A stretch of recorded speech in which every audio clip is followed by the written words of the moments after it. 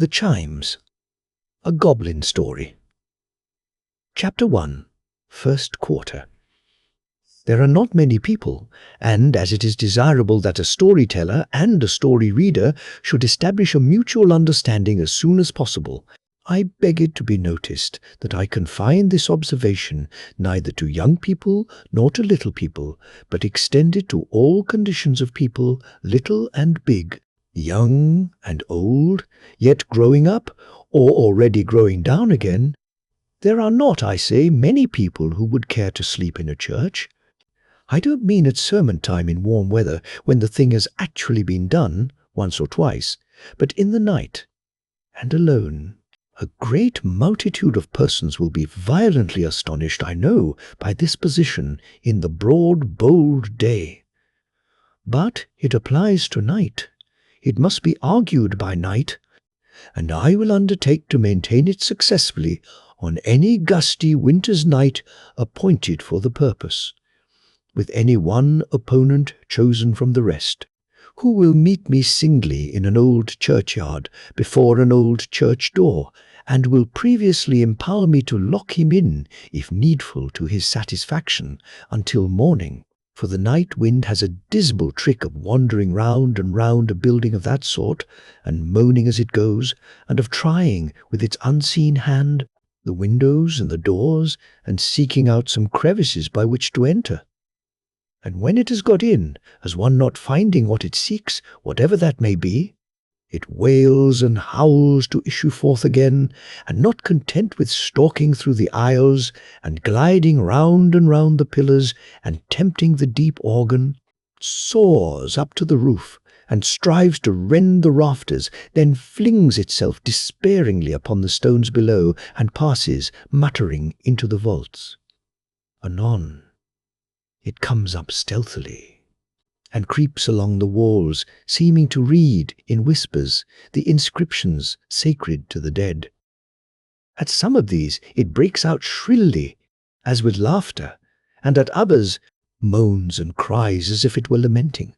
It has a ghostly sound too, lingering within the altar, where it seems to chaunt in its wild way of wrong and murder done, and false gods worshipped, in defiance of the tables of the law, which look so fair and smooth, but are so flawed and broken.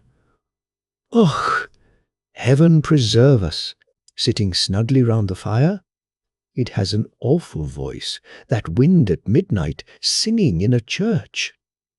But high up in the steeple, there the foul blast roars and whistles, high up in the steeple, where it is free to come and go through many an airy arch and loophole, and to twist and twine itself about the giddy stair, and twirl the groaning weathercock, and make the very tower shake and shiver.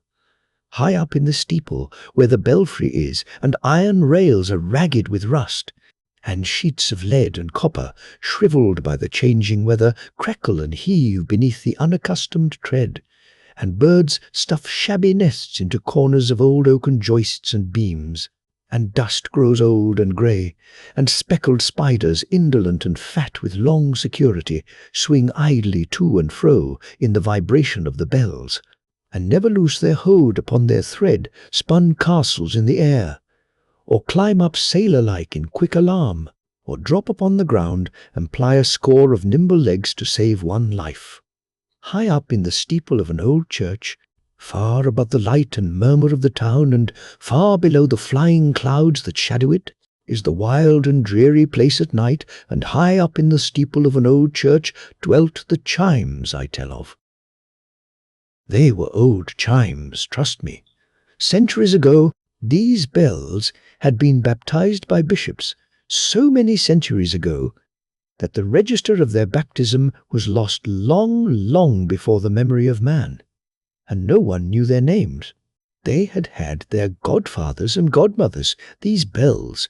For my own part, by the way, I would rather incur the responsibility of being godfather to a bell than a boy, and had their silver mugs, no doubt, besides.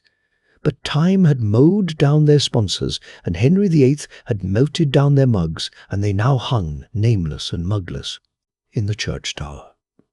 Not speechless, though. Far from it. They had clear, loud, lusty-sounding voices, had these bells, and far and wide they might be heard upon the wind. Much too sturdy chimes were they, to be dependent on the pleasure of the wind, moreover, for, fighting gallantly against it when it took an adverse whim, they would pour their cheerful notes into a listening ear right royally, and bent on being heard on stormy nights by some poor mother watching a sick child, or some lone wife whose husband was at sea, they had been sometimes known to beat a blustering Nor'wester, aye, all to fits, as Toby Veck said, for though they chose to call him Trotty Veck, his name was Toby, and nobody could make it anything else either except Tobias, without a special Act of Parliament, he having been as lawfully christened in his day as the bells had been in theirs, though with not quite so much of solemnity or public rejoicing. For my part, I confess myself of Toby Veck's belief, for I am sure he had opportunities enough of forming a correct one. And whatever Toby Veck said, I say.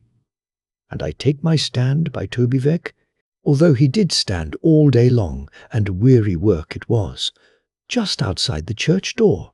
In fact, he was a ticket porter, Toby Veck, and waited there for jobs, and a breezy, goose-skinned, blue-nosed, red-eyed, stony-toed, tooth-chattering place it was to wait in.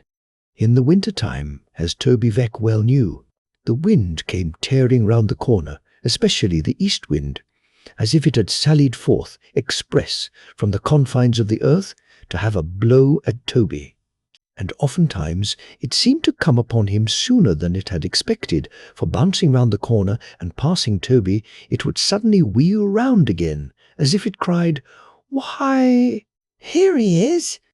Incontinently, his little white apron would be caught up over his head like a naughty boy's garments, and his feeble little cane would be seen to wrestle and struggle unavailingly in his hand, and his legs would undergo tremendous agitation. And Toby himself, all aslant, and facing now in this direction, now in that, would be so banged and buffeted, and tousled and worried and hustled, and lifted off his feet, as to render it a state of things but 1 degree removed from a positive miracle, that he wasn't carried up bodily into the air as a colony of frogs or snails or other very portable creatures sometimes are, and rained down again, to the great astonishment of the natives, on some strange corner of the world where ticket porters are unknown. But windy weather, in spite of its using him so roughly, was, after all, a sort of holiday for Toby. That's the fact. He didn't seem to wait so long for a sixpence in the wind, as at other times the having to fight with that boisterous element took off his attention, and quite freshened him up when he was getting hungry and low-spirited. A hard frost, too, or a fall of snow, was an event, and it seemed to do him good, somehow or other. It would have been hard to say in what respect, though, Toby, so wind and frost and snow, and perhaps a good stiff storm of hail, were Toby Veck's red-letter days. Wet weather was the worst, the cold, damp, clammy wet, that wrapped him up like a moist great-coat. The only kind of great-coat Toby owned, or could have added to his comfort by dispensing with.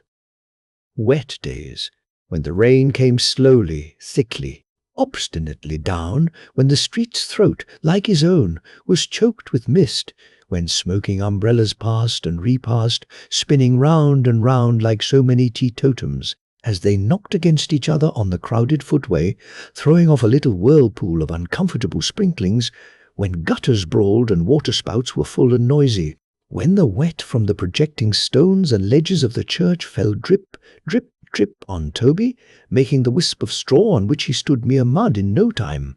Those were the days that tried him.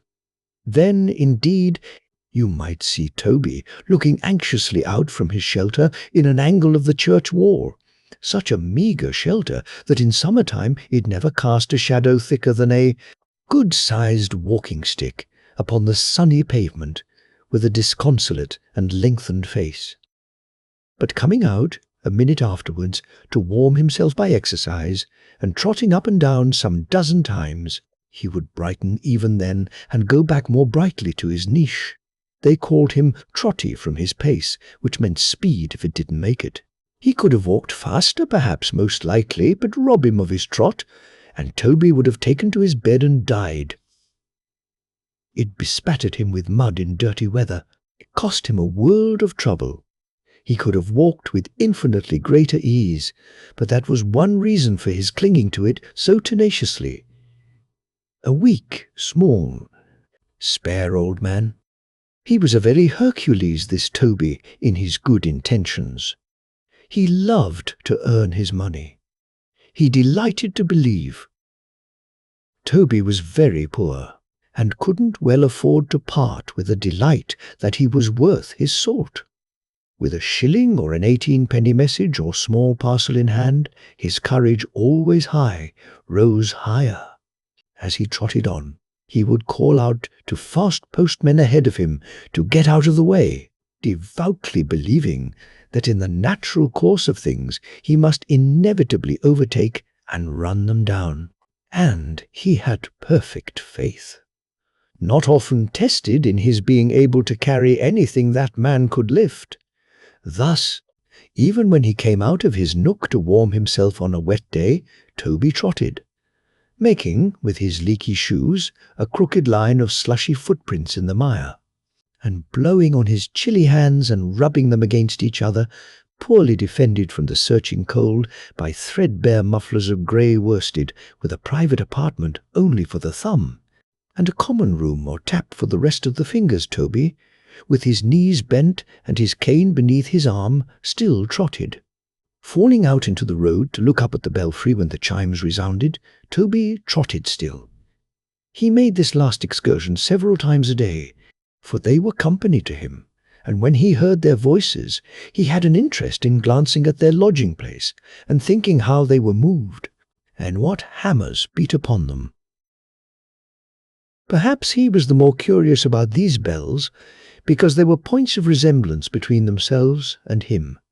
They hung there in all weathers, with the wind and rain driving in upon them, facing only the outsides of all those houses, never getting any nearer to the blazing fires that gleamed and shone upon the windows, or came puffing out of the chimney-tops, and incapable of participation in any of the good things that were constantly being handed through the street doors and the area railings to prodigious cooks.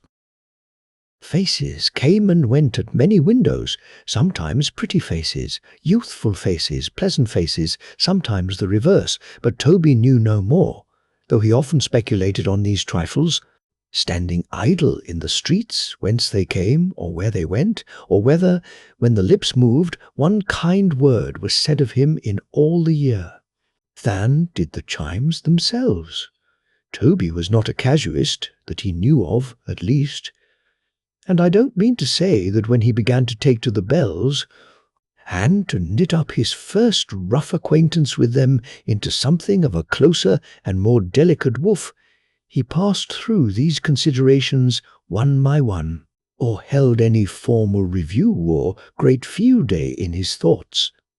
But what I mean to say, and do say, is that as the functions of Toby's body, his digestive organs, for example, did of their own cunning, and by a great many operations of which he was altogether ignorant, and the knowledge of which would have astonished him very much, arrive at a certain end, so his mental faculties, without his privity or concurrence, set all these wheels and springs in motion, with 1,000 others, when they worked to bring about his liking for the bells. And though I had said his love, I would not have recalled the word, though it would scarcely have expressed his complicated feeling. For, being but a simple man, he invested them with a strange and solemn character. They were so mysterious, often heard and never seen, so high up, so far off, so full of such a deep, strong melody, that he regarded them with a species of awe, and sometimes, when he looked up at the dark arched windows in the tower, he half expected to be beckoned to by something which was not a bell, and yet was what he had heard so often sounding in the chimes. For all this, Toby scouted with indignation a certain flying rumour that the chimes were haunted, as implying the possibility of their being connected with any evil thing. In short, they were very often in his ears, and very often in his thoughts, but always in his good opinion, and he very often got such a crick in his neck by staring with his mouth wide open at the steeple where they hung, that he was fain to take an extra trot or two afterwards to cure it, the very thing he was in the act of doing one cold day, when the last drowsy sound of 12 o'clock, just struck, was humming like a melodious monster of a bee, and not by any means a busy bee, all through the steeple. "Dinner time?" "Hey," said Toby, trotting up and down before the church. "Ah!" Toby's nose was very red, and his eyelids were very red, and he winked very much, and his shoulders were very near his ears, and his legs were very stiff, and altogether he was evidently a long way upon the frosty side of cool. "Dinner time, eh?" repeated Toby, using his right-hand muffler like an infantine boxing glove, and punishing his chest for being cold. "Ah, oh." He took a silent trot after that for a minute or two. "There's nothing," said Toby, breaking forth afresh. But here he stopped short in his trot, and with a face of great interest and some alarm, felt his nose carefully all the way up. It was but a little way, not being much of a nose, and he had soon finished. "I thought it was gone," said Toby, trotting off again. "It's all right, however. I am sure I couldn't blame it if it was to go. It has a precious hard service of it in the bitter weather, and precious little to look forward to, for I don't take snuff myself. It's a good deal tried, poor creature, at the best of times, for when it does get hold of a pleasant whiff or so, which aren't too often, it's generally from somebody else's dinner. Coming home from the baker's." The reflection reminded him of that other reflection, which he had left unfinished. "There's nothing," said Toby, "more regular in its coming round than dinner time, and nothing less regular in its coming round than dinner. That's the great difference between 'em. It's took me a long time to find it out. I wonder whether it would be worth any gentleman's while now to buy that observation for the papers or the Parliament." Toby was only joking, for he gravely shook his head in self-depreciation. "Why?" "Lord," said Toby, "the papers is full of observations as it is, and so's the Parliament. Here's last week's paper. Now," taking a very dirty one from his pocket and holding it from him at arm's length, "full of observations. Full of observations. I like to know the news as well as any man," said Toby slowly, folding it a little smaller, and putting it in his pocket again. "But it almost goes against the grain with me to read a paper now. It frightens me almost. I don't know what we poor people are coming to. Lord send, we may be coming to something better in the new year nigh upon us." "Why, father, father," said a pleasant voice hard by, but Toby, not hearing it, continued to trot backwards and forwards, musing as he went and talking to himself. "It seems as if we can't go right or do right or be righted," said Toby. "I hadn't much schooling myself when I was young, and I can't make out whether we have any business on the face of the earth or not. Sometimes I think we must have, and sometimes I think we must be intruding. I get so puzzled sometimes that I am not even able to make up my mind whether there is any good at all in us, or whether we are born bad. We seem to be dreadful things. We seem to give a deal of trouble. We are always being complained of and guarded against. One way or other, we fill the papers." "Talk of a new year," said Toby mournfully. "I can bear up as well as another man at most times, better than a good many, for I am as strong as a lion, and all men aren't. But supposing it should really be that we have no right to a new year, supposing we really are intruding." "Why, father, father," said the pleasant voice again.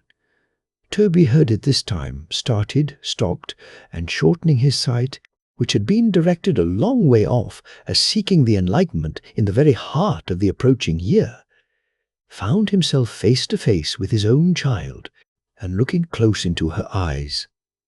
Bright eyes they were, eyes that would bear a world of looking in before their depth was fathomed.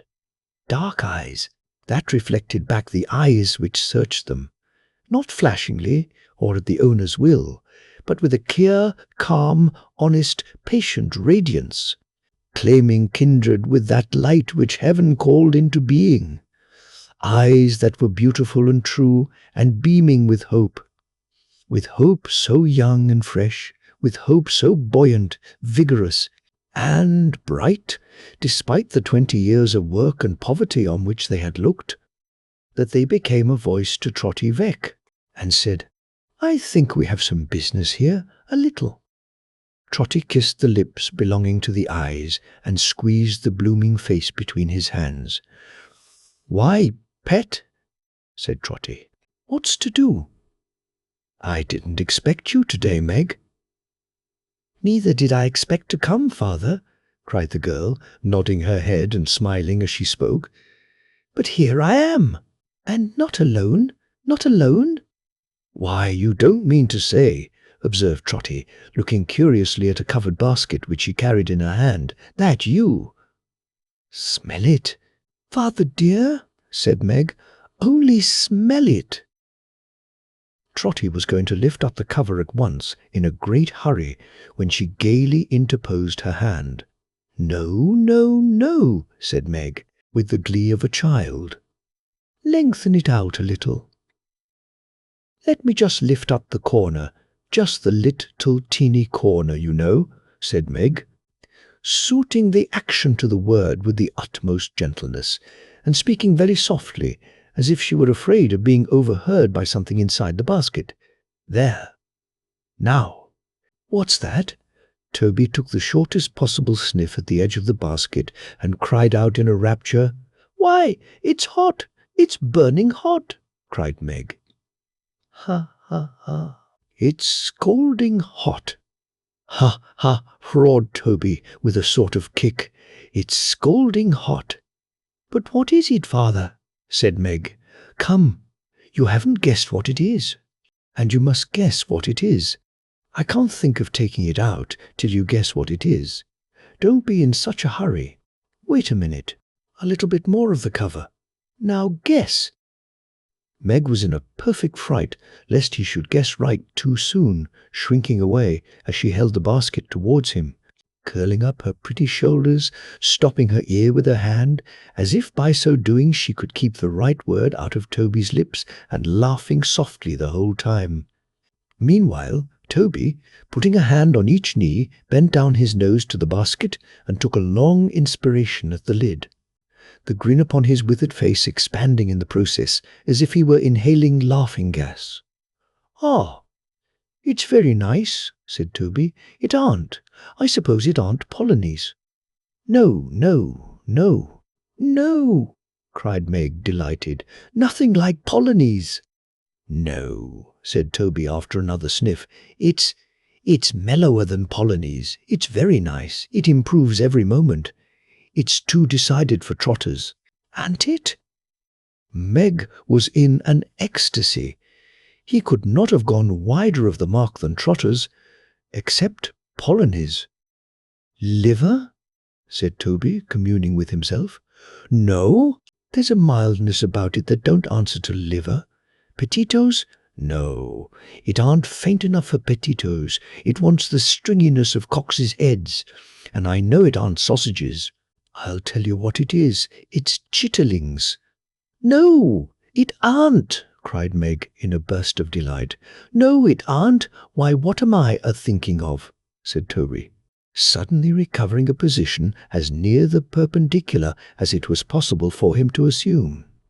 "I shall forget my own name next. It's tripe." Tripe it was, and Meg, in high joy, protested he should say, in half a minute more, it was the best tripe ever stewed. "And so," said Meg, busying herself exultingly with the basket. "I lay the cloth at once, father, for I have brought the tripe in a basin, and tied the basin up in a pocket handkerchief. And if I like to be proud for once, and spread that for a cloth, and call it a cloth, there's no law to prevent me, is there?" "Father? Not that I know of, my dear," said Toby, "but they're always bringing up some new law or other. And according to what I was reading you in the paper the other day, father, what the judge said, you know, we poor people are supposed to know them all." "Ha, ha! What a mistake! My goodness me, how clever they think us." "Yes, my dear," cried Trotty, "and they'd be very fond of any one of us that did know 'em all. He'd grow fat upon the work he'd get, that man, and be popular with the gentlefolks in his neighbourhood, very much so. He'd eat his dinner with an appetite, whoever he was, if it smelt like this," said Meg cheerfully. "Make haste, for there's a hot potato besides, and half a pint of fresh-drawn beer in a bottle. Where will you dine, father? On the post, or on the steps? Dear, dear, how grand we are! 2 places to choose from." "The steps today, my pet," said Trotty. "Steps in dry weather, post in wet. There's a greater conveniency in the steps at all times because of the sitting down, but they're rheumatic in the damp." "Then here," said Meg, clapping her hands after a moment's bustle.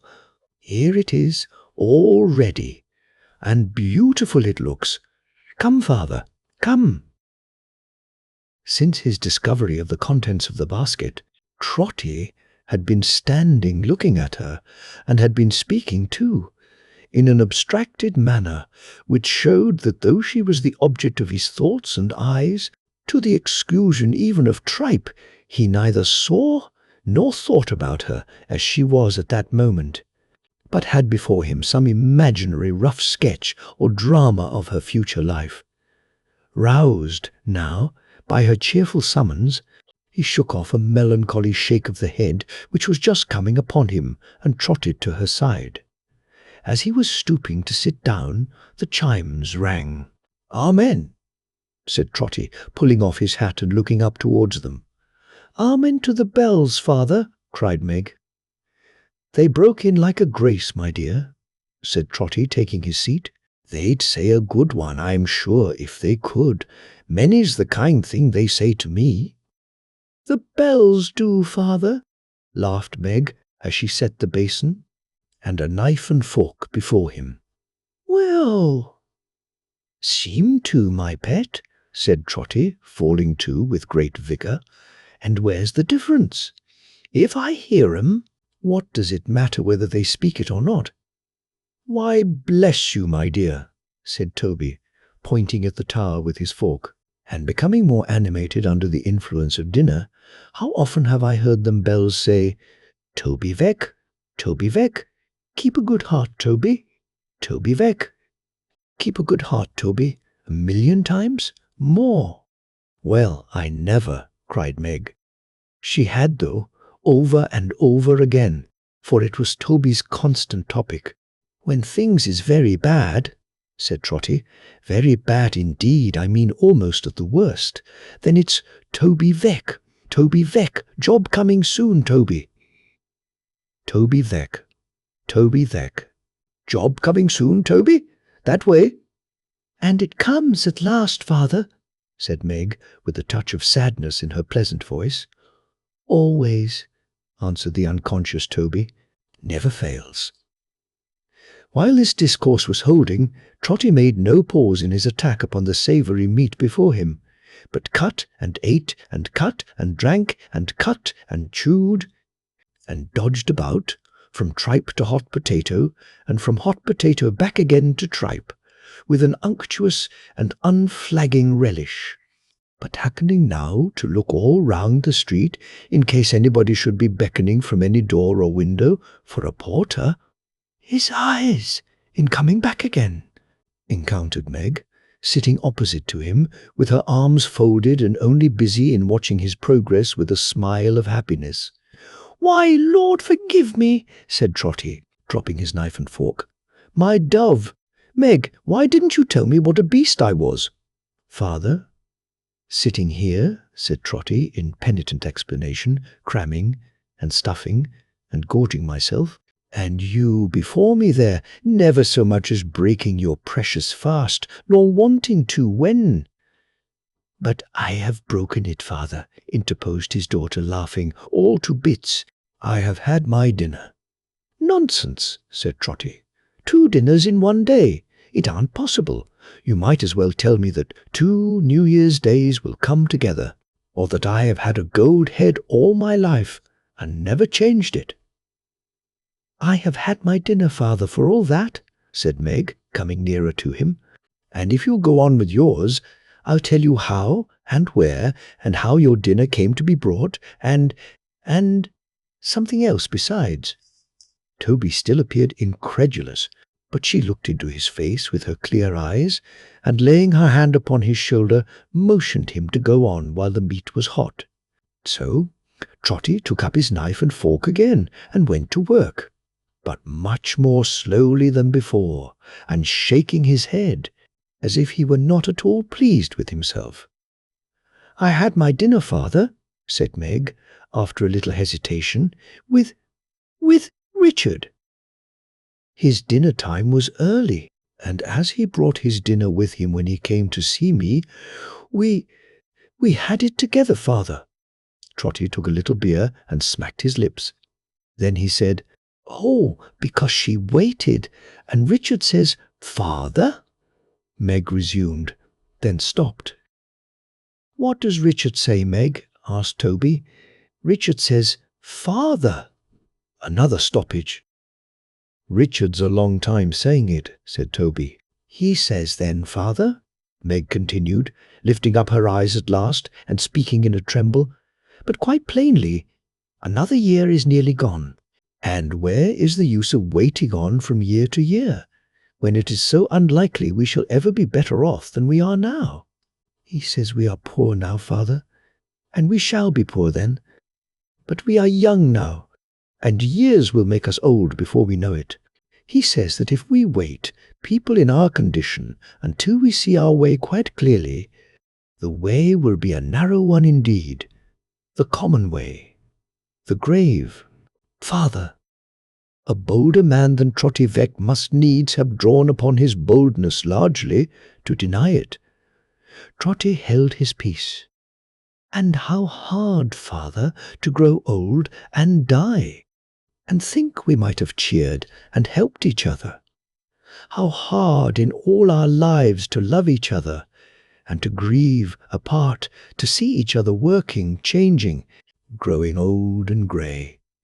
Even if I got the better of it and forgot him, which I never could, oh, father dear, how hard to have a heart so full as mine is now, and live to have it slowly drained out every drop, without the recollection of one happy moment of a woman's life to stay behind and comfort me and make me better." Trotty sat quite still. Meg dried her eyes, and said more gaily, that is to say, with here a laugh, and there a sob, and here a laugh and sob together. "So Richard says, father, as his work was yesterday made certain for some time to come, and as I love him, and have loved him full 3 years. Ah, longer than that, if he knew it. Will I marry him on New Year's Day, the best and happiest day, he says, in the whole year, and one that is almost sure to bring good fortune with it. It's a short notice, father, isn't it? But I haven't my fortune to be settled, or my wedding dresses to be made. Like the great ladies, father, have I?" And he said so much, and said it in his way, so strong and earnest, and all the time so kind and gentle, that I said I'd come and talk to you, father. And as they paid the money for that work of mine this morning, unexpectedly, I am sure, and as you have fared very poorly for a whole week, and as I couldn't help wishing there should be something to make this day a sort of holiday to you, as well as a dear and happy day to me, father, I made a little treat and brought it to surprise you."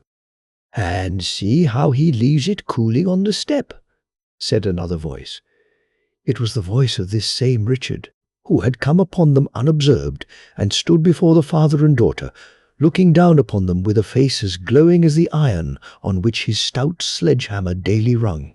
Handsome, well-made, powerful youngster he was, with eyes that sparkled like the red-hot droppings from a furnace fire, black hair that curled about his swarthy temples rarely, and a smile that bore out Meg's eulogium on his style of conversation. "See how he leaves it cooling on the step," said Richard. "Meg don't know what he likes, not she." Trotty, all action and enthusiasm, immediately reached up his hand to Richard, and was going to address him in great hurry when the house door opened without any warning, and a footman very nearly put his foot into the tripe. "Out of the vase here, will you? You must always go and be a set-in on our steps, must you? You can't go and give a turn to none of the neighbours, never. Can't you? Will you clear the road, or won't you?" Strictly speaking, the last question was irrelevant, as they had already done it. "What's the matter? What's the matter?" said the gentleman for whom the door was opened, coming out of the house at that kind of light, heavy pace, that peculiar compromise between a walk and a jog-trot, with which a gentleman upon the smooth downhill of life, wearing creaking boots, a watch chain, and clean linen, may come out of his house not only without any abatement of his dignity, but with an expression of having important and wealthy engagements elsewhere. "What's the matter? What's the matter? You're always being begged and prayed upon your bended knees." "You are," said the footman with great emphasis to Trotty Veck, "to let our doorsteps be." "Why don't you let 'em be? Can't you let 'em be? There, that'll do," said the gentleman. "Halloa there, porter," beckoning with his head to Trotty Veck. "Come here. What's that? Your dinner?" "Yes, sir," said Trotty, leaving it behind him in a corner. "Don't leave it there," exclaimed the gentleman. "Bring it here, bring it here." "So, this is your dinner, is it?" "Yes, sir," repeated Trotty, looking with a fixed eye and a watery mouth at the piece of tripe he had reserved for a last delicious titbit, which the gentleman was now turning over and over on the end of the fork. Two other gentlemen had come out with him. One was a low-spirited gentleman of middle age, of a meagre habit, and a disconsolate face, who kept his hands continually in the pockets of his scanty pepper-and-salt trousers, very large and dog's-eared from that custom, and was not particularly well brushed or washed. The other, a full-sized, sleek, well-conditioned gentleman, in a blue coat with bright buttons and a white cravat. This gentleman had a very red face, as if an undue proportion of the blood in his body was squeezed up into his head, which perhaps accounted for his having also the appearance of being rather cold about the heart. He who had Toby's meat upon the fork called to the first one by the name of Filaire, and they both drew near together. Mr. Filaire, being exceedingly short-sighted, was obliged to go so close to the remnant of Toby's dinner before he could make out what it was, that Toby's heart leaped up into his mouth. But Mr. Filer didn't eat it. "This is a description of animal food, Alderman," said Filer, making little punches in it with a pencil case, commonly known to the labouring population of this country by the name of tripe. The alderman laughed and winked, for he was a merry fellow, Alderman Cute. "Oh, and a sly fellow too, a knowing fellow, up to everything. Not to be imposed upon. Deep in the people's hearts, he knew them, Cute did. I believe you." "But who eats tripe?" said Mr. Filer, looking round. "Tripe is without an exception the least economical and the most wasteful article of consumption that the markets of this country can by possibility produce. The loss upon a pound of tripe has been found to be, in the boiling 7/8 of a fifth, more than the loss upon a pound of any other animal substance whatever. Tripe is more expensive, properly understood, than the hothouse pineapple. Taking into account the number of animals slaughtered yearly within the bills of mortality alone, and forming a low estimate of the quantity of tripe which the carcasses of those animals, reasonably well butchered, would yield, I find that the waste on that amount of tripe, if boiled, would victual a garrison of 500 men for 5 months of 31 days each, and a February over. The waste, the waste! Trotty stood aghast, and his legs shook under him. He seemed to have starved a garrison of 500 men with his own hand. "Who eats tripe?" said Mr. Filer warmly. "Who eats tripe?" Trotty made a miserable bow. "You do you?" said Mr. Filer. "Then I'll tell you something. You snatch your tripe, my friend, out of the mouths of widows and orphans." "I hope not, sir," said Trotty faintly. "I'd sooner die of want." "Divide the amount of tripe before mentioned, Alderman," said Mr. Filer, "by the estimated number of existing widows and orphans, and the result will be 1 pennyweight of tripe to each. Not a grain is left for that man. Consequently, he's a robber." Trotty was so shocked that it gave him no concern to see the alderman finish the tripe himself. It was a relief to get rid of it anyhow. "And what do you say?" asked the alderman jocosely of the red-faced gentleman in the blue coat. "You have heard, friend Filer. What do you say?" "What's it possible to say?" returned the gentleman. "What is to be said?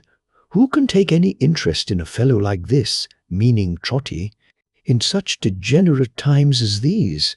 Look at him, what an object! The good old times, the grand old times, the great old times. Those were the times for a bold peasantry, and all that sort of thing. Those were the times for every sort of thing, in fact. There's nothing now. A daze." "Ah," sighed the red-faced gentleman, "the good old times, the good old times." The gentleman didn't specify what particular times he alluded to, nor did he say whether he objected to the present times, from a disinterested consciousness that they had done nothing very remarkable in producing himself. "The good old times, the good old times," repeated the gentleman. "What times they were! They were the only times.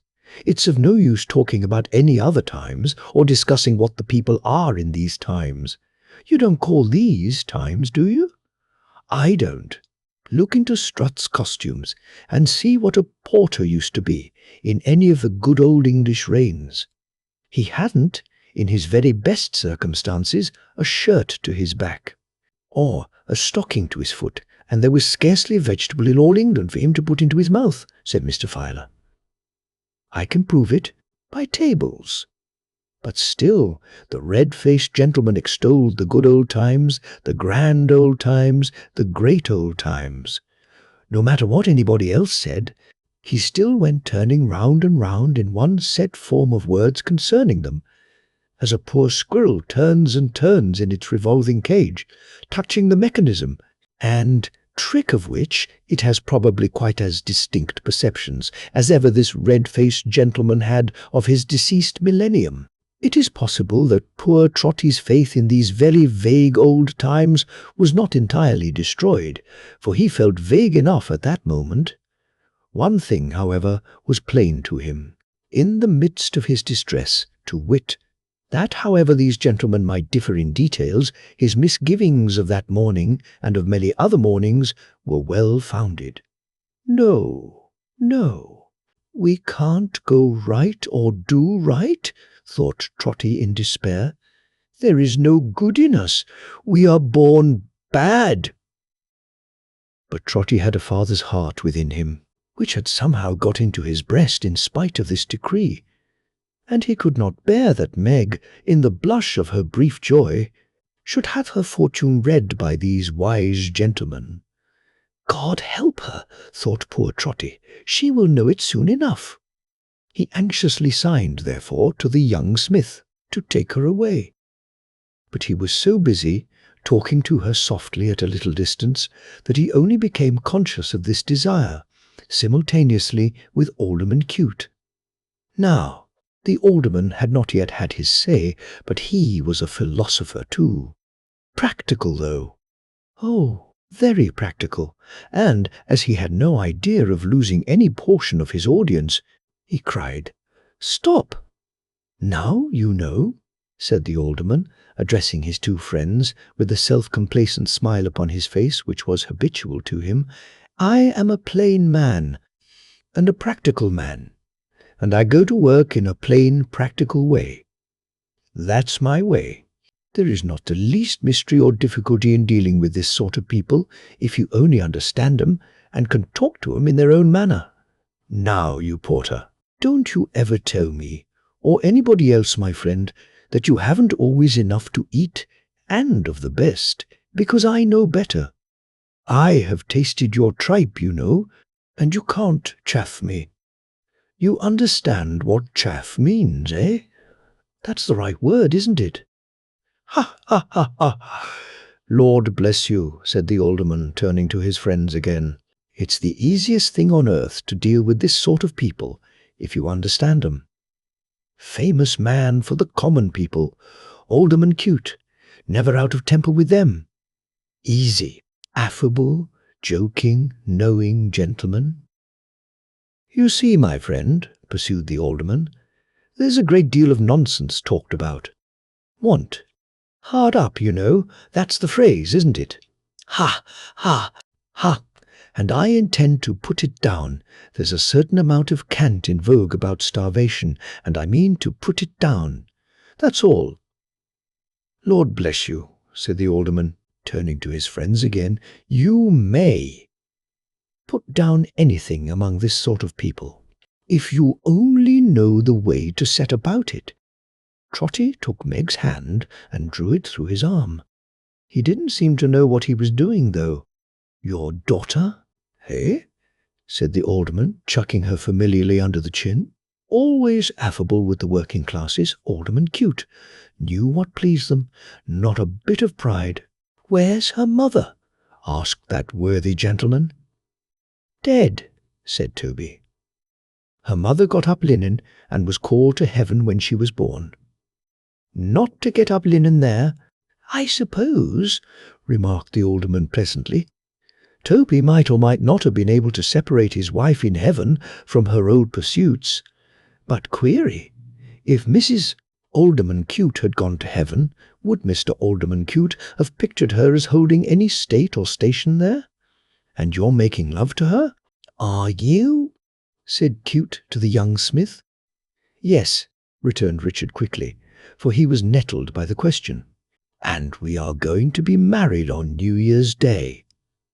"What do you mean?" cried Phila sharply. "Married?" "Why, yes, we're thinking of it, master," said Richard.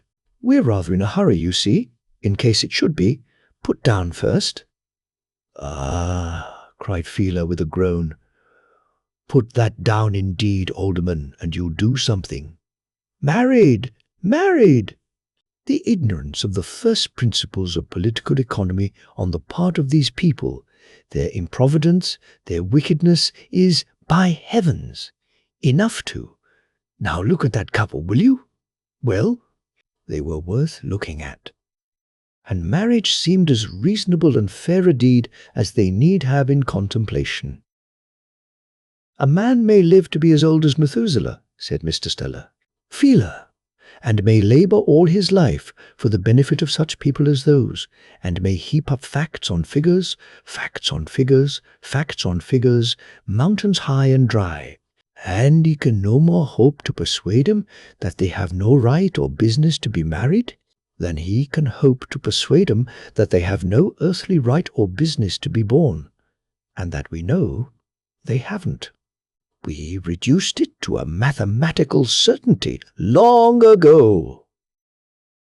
Alderman Cute was mightily diverted, and laid his right forefinger on the side of his nose, as much as to say to both his friends, "Observe me, will you? Keep your eye on the practical man," and called Meg to him. "Come here, my girl," said Alderman Cute. The young blood of her lover had been mounting wrathfully within the last few minutes, and he was indisposed to let her come. But, setting a constraint upon himself, he came forward with a stride as Meg approached, and stood beside her.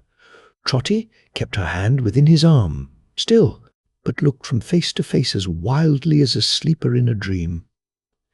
"Now, I'm going to give you a word or two of good advice, my girl," said the alderman, in his nice, easy way.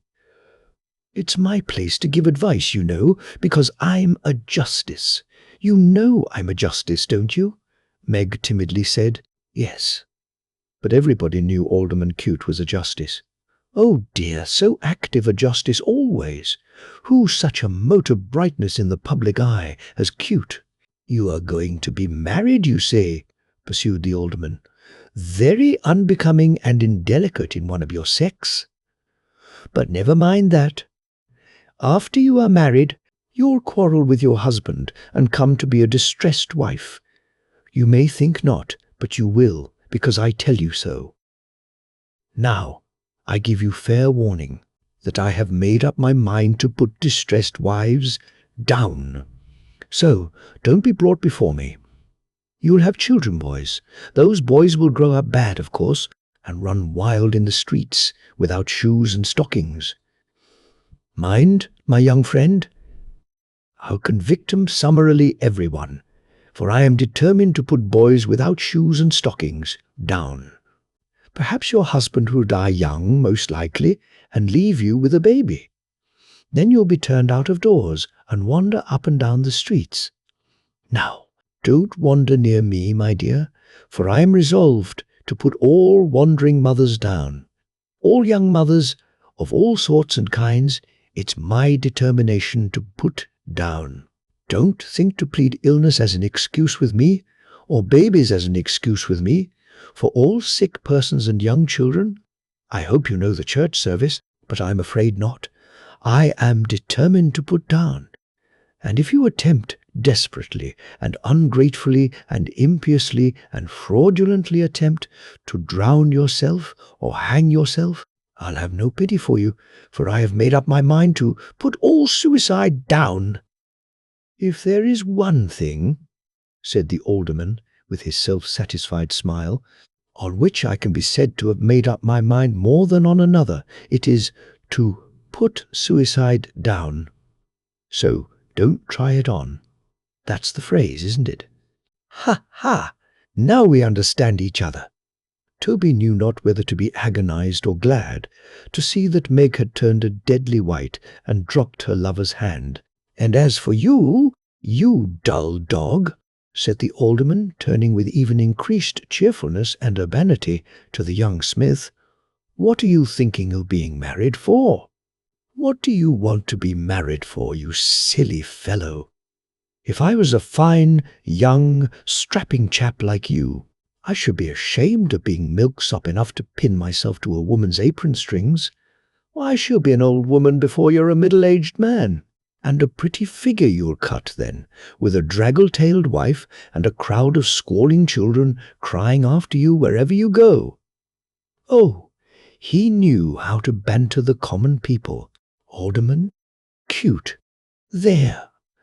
"Go along with you," said the alderman, "and repent. Don't make such a fool of yourself as to get married on New Year's Day. You'll think very differently of it. Long before next New Year's Day, a trim young fellow like you, with all the girls looking after you. There!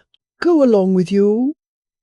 They went along, not arm in arm or hand in hand or interchanging bright glances, but she in tears, he gloomy and down-looking.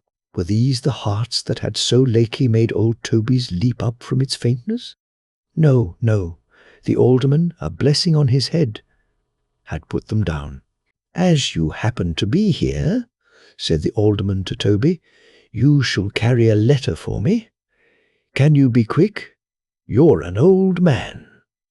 Toby, who had been looking after Meg quite stupidly, made shift to murmur out that he was very quick and very strong. "How old are you?" inquired the alderman. I'm over 60. Sir, said Toby. Oh, this man's a great deal past the average age, you know, cried Mr. Filer, breaking in, as if his patience would bear some trying. But this really was carrying matters a little too far. I feel I'm intruding, sir, said Toby. I misdoubted it this morning. Oh, dear me. The alderman cut him short by giving him the letter from his pocket. Toby would have got a shilling too, but Mr. Stilling too. Filer, clearly showing that in that case he would rob a certain given number of persons of ninepence, halfpenny a-piece, he only got sixpence, and thought himself very well off to get that. Then the alderman gave an arm to each of his friends and walked off in high feather. But he immediately came hurrying back alone, as if he had forgotten something. Porter, said the alderman. Sir, said Toby, take care of that daughter of yours. She's much too handsome. Even her good looks are stolen from somebody or other, I suppose, thought Toby, looking at the sixpence in his hand and thinking of the tripe. She's been and robbed 500 ladies of a bloom apiece, I shouldn't wonder. It's very dreadful. She's much too handsome, my man, repeated the alderman. The chances are that she'll come to no good, I clearly see. Observe what I say. Take care of her. With which he hurried off again. Wrong every way. Wrong every way, said Trotty, clasping his hands. Born bad. No business here. The chimes came clashing in upon him as he said the words, full, loud, and sounding, but with no encouragement. No, not a drop. The tune's changed, cried the old man as he listened. There's not a word of all that fancy in it. Why should there be? I have no business with the new year, nor with the old one neither. Let me die! Still the bells, pealing forth their changes, made the very air spin. Put 'em down! Put 'em down! Good old times, good old times! Facts and figures, put 'em down, put 'em down. If they said anything, they said this, until the brain of Toby reeled. He pressed his bewildered head between his hands, as if to keep it from splitting asunder. A well-timed action, as it happened, for finding the letter in one of them, and being by that means reminded of his charge, he fell, mechanically, into his usual trot, and trotted off. Chapter 2. The second quarter. The letter Toby had received from Alderman Cute was addressed to a great man in the great district of the town. The greatest district of the town. It must have been the greatest district of the town, because it was commonly called the world by its inhabitants. The letter positively seemed heavier in Toby's hand than another letter, not because the alderman had sealed it with a very large coat of arms and no end of wax, but because of the weighty name on the superscription, and the ponderous amount of gold and silver with which it was associated.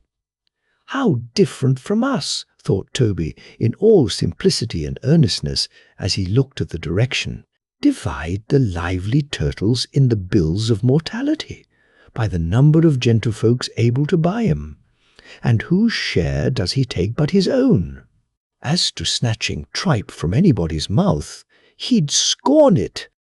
With the involuntary homage due to such an exalted character, Toby interposed a corner of his apron between the letter and his fingers.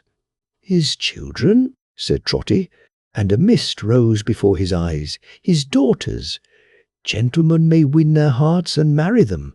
They may be happy wives and mothers. They may be handsome like my darling M.E. He couldn't finish the name. The final letter swelled in his throat to the size of the whole alphabet. Never mind, thought Trotty. I know what I mean. That's more than enough for me. And with this consolatory rumination trotted on.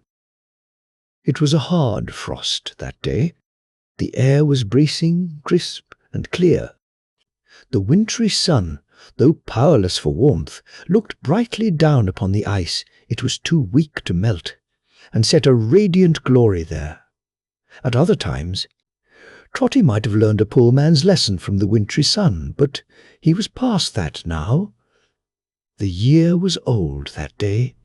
The patient year had lived through the reproaches and misuses of its slanderers, and faithfully performed its work. Spring, summer, autumn, winter, it had laboured through the destined round, and now laid down its weary head to die. Shut out from hope, high impulse, active happiness, itself but active messenger of many joys to others, it made appeal in its decline to have its toiling days and patient hours remembered, and to die in peace. Trotty might have read a poor man's allegory in the fading year, but he was past that now, and only he. Or has the like appeal been ever made, by 70 years at once upon an English labourer's head, and made in vain? The streets were full of motion, and the shops were decked out gaily. The new year, like an infant heir to the whole world, was waited for, with welcomes, presents, and rejoicings. There were books and toys for the new year, glittering trinkets for the new year, dresses for the new year, schemes of fortune for the new year, new inventions to beguile it. Its life was parcelled out in almanacs and pocket-books. The coming of its moons and stars and tides was known beforehand to the moment. All the workings of its seasons in their days and nights were calculated with as much precision as Mr. Filer could work sums in men and women. The new year, the new year. Everywhere the new year. The old year was already looked upon as dead, and its effects were selling cheap, like some drowned mariners aboard ship. Its patterns were last year's, and going at a sacrifice. Before its breath was gone, its treasures were mere dirt beside the riches of its unborn successor. Trotty had no portion, to his thinking, in the new year or the old. Put 'em down, put 'em down. Facts and figures, good old times, put 'em down, put 'em down. His trot went to that measure, and would fit itself to nothing else. But even that one, melancholy as it was, brought him, in due time, to the end of his journey, to the mansion of Sir Joseph Bowley, Member of Parliament. The door was opened by a porter. Such a porter! Not of Toby's order. Quite another thing. His place was the ticket, though, not Toby's. This porter underwent some hard panting before he could speak, having breathed himself by coming incautiously out of his chair, without first taking time to think about it and compose his mind. When he had found his voice, which it took him a long time to do, for it was a long way off and hidden under a load of meat, he said in a fat whisper, "Who's it from?" Toby told him. "You're to take it in yourself," said the porter, pointing to a room at the end of a long passage opening from the hall. "Everything goes straight in, on this day of the year. You're not a bit too soon, for the carriage is at the door now, and they have only come to town for a couple of hours. A purpose." Toby wiped his feet, which were quite dry already, with great care, and took the way pointed out to him, observing as he went that it was an awfully grand house, but hushed and covered up, as if the family were in the country. Knocking at the room door, he was told to enter from within, and doing so, found himself in a spacious library, where, at a table strewn with files and papers, were a stately lady in a bonnet, and a not very stately gentleman in black who wrote from her dictation, while another, and an older, and a much statelier gentleman, whose hat and cane were on the table, walked up and down, with one hand in his breast, and looked complacently from time to time at his own picture. A full length, a very full length, hanging over the fireplace. "What is this?" said the last-named gentleman. "Mr. Fish, will you have the goodness to attend?" Mr. Fish begged pardon, and taking the letter from Toby, handed it with great respect. "From Alderman Cute, Sir Joseph." "Is this all? "Have you nothing else, porter?" inquired Sir Joseph. Toby replied in the negative. "You have no bill or demand upon me. My name is Bowley." "Sir Joseph Bowley of any kind, from anybody, have you?" said Sir Joseph. "If you have, present it." "There is a cheque-book by the side of Mr. Fish. I allow nothing to be carried into the new year. Every description of account is settled in this house at the close of the old one, so that if death was to cut," suggested Mr. Fish. "To sever, sir," returned Sir Joseph with great asperity, "the cord of existence. My affairs would be found, I hope, in a state of preparation." "My dear Sir Joseph," said the lady, who was greatly younger than the gentleman, "how shocking!" "My Lady Bowley," returned Sir Joseph, floundering now and then, as in the great depth of his observations, "at this season of the year we should think of ourselves. We should look into our accounts. We should feel that every return of so eventful a period in human transactions involves a matter of deep moment between a man and his banker." Sir Joseph delivered these words as if he felt the full morality of what he was saying, and desired that even Trotty should have an opportunity of being improved by such discourse. Possibly he had this end before him in still forbearing to break the seal of the letter, and in telling Trotty to wait where he was a minute. "You were desiring Mr. Fish to say 'my lady,'" observed Sir Joseph. "Mr. Fish has said that, I believe," returned his lady, glancing at the letter. "But, upon my word, Sir Joseph, I don't think I can let it go after all. It is so very dear." "What is dear?" inquired Sir Joseph. "That charity, my love. They only allow 2 votes for a subscription of £5. Really monstrous." "My Lady Bowley," returned Sir Joseph, "you surprise me.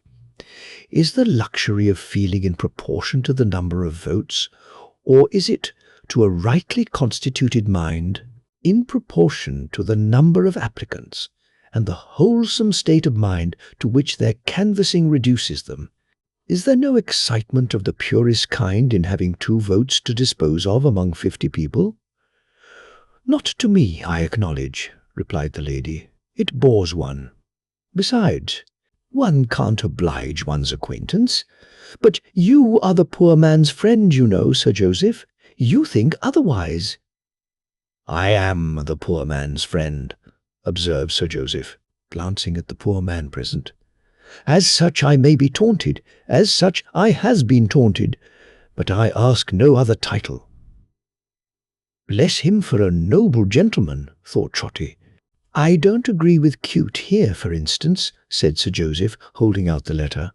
"I don't agree with the Filer party. I don't agree with any party. My friend the poor man has no business with anything of that sort, and nothing of that sort has any business with him. My friend the poor man in my district is my business. No man or body of men has any right to interfere between my friend and me. That is the ground I take. I assume a paternal character towards my friend. I say, my good fellow, I will treat you paternally." Toby listened with great gravity, and began to feel more comfortable. "Your only business, my good fellow," pursued Sir Joseph, looking abstractedly at Toby, "your only business in life is with me. You needn't trouble yourself to think about anything. I will think for you. I know what is good for you. I am your perpetual parent. Such is the dispensation of an all-wise Providence. Now, the design of your creation is, not that you should swill and guzzle, and associate your enjoyments brutally with food," Toby thought remorsefully of the tripe, "but that you should feel the dignity of labour. Go forth erect into the cheerful morning air, and stop there. Live hard and temperately. Be respectful.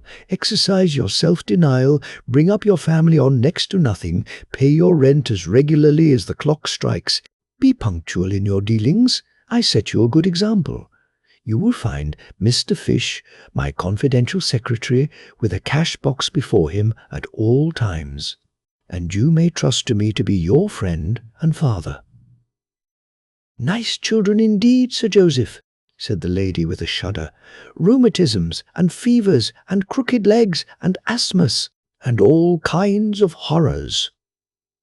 "My lady," returned Sir Joseph with solemnity, "not the less am I the poor man's friend and father. Not the less shall he receive encouragement at my hands. Every quarter day he will be put in communication with Mr. Fish. Every New Year's Day myself and friends will drink his health. Once every year myself and friends will address him with the deepest feeling. Once in his life he may even perhaps receive, in public, in the presence of the gentry, a trifle from a friend. And when, upheld no more by these stimulants and the dignity of labour, he sinks into his comfortable grave, then, my lady," here Sir Joseph blew his nose, "I will be a friend and a father on the same terms to his children." Toby was greatly moved. "Oh, you have a thankful family." "Sir Joseph," cried his wife. "My lady," said Sir Joseph quite majestically, "ingratitude is known to be the sin of that class. I expect no other return." "Ah, born bad," thought Toby. "Nothing melts us." "What man can do, I do," pursued Sir Joseph. "I do my duty as the poor man's friend and father, and I endeavour to educate his mind, by inculcating on all occasions the one great moral lesson which that class requires, that is, entire dependence on myself.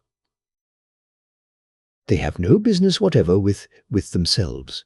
If wicked and designing persons tell them otherwise, and they become impatient and discontented, and are guilty of insubordinate conduct and black-hearted ingratitude, which is undoubtedly the case, I am their friend and father still.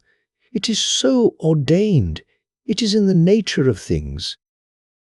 With that great sentiment, he opened the alderman's letter and read it. "Very polite and attentive, I am sure," exclaimed Sir Joseph.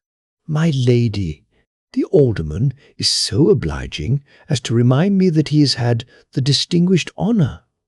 He is very good of meeting me at the house of our mutual friend Deedles, the banker, and he does me the favour to inquire whether it will be agreeable to me to have Will Fern put down." "Most agreeable," replied my Lady Bowley. "The worst man among them. He has been committing a robbery, I hope." "Why, no," said Sir Joseph, referring to the letter. "Not quite. Very near. Not quite. He came up to London, it seems, to look for employment. Trying to better himself, that's his story, and being found at night asleep in a shed, was taken into custody and carried next morning before the alderman. The alderman observes, very properly, that he is determined to put this sort of thing down, and that if it will be agreeable to me to have Will Fern put down, he will be happy to begin with him." "Let him be made an example of, by all means," returned the lady.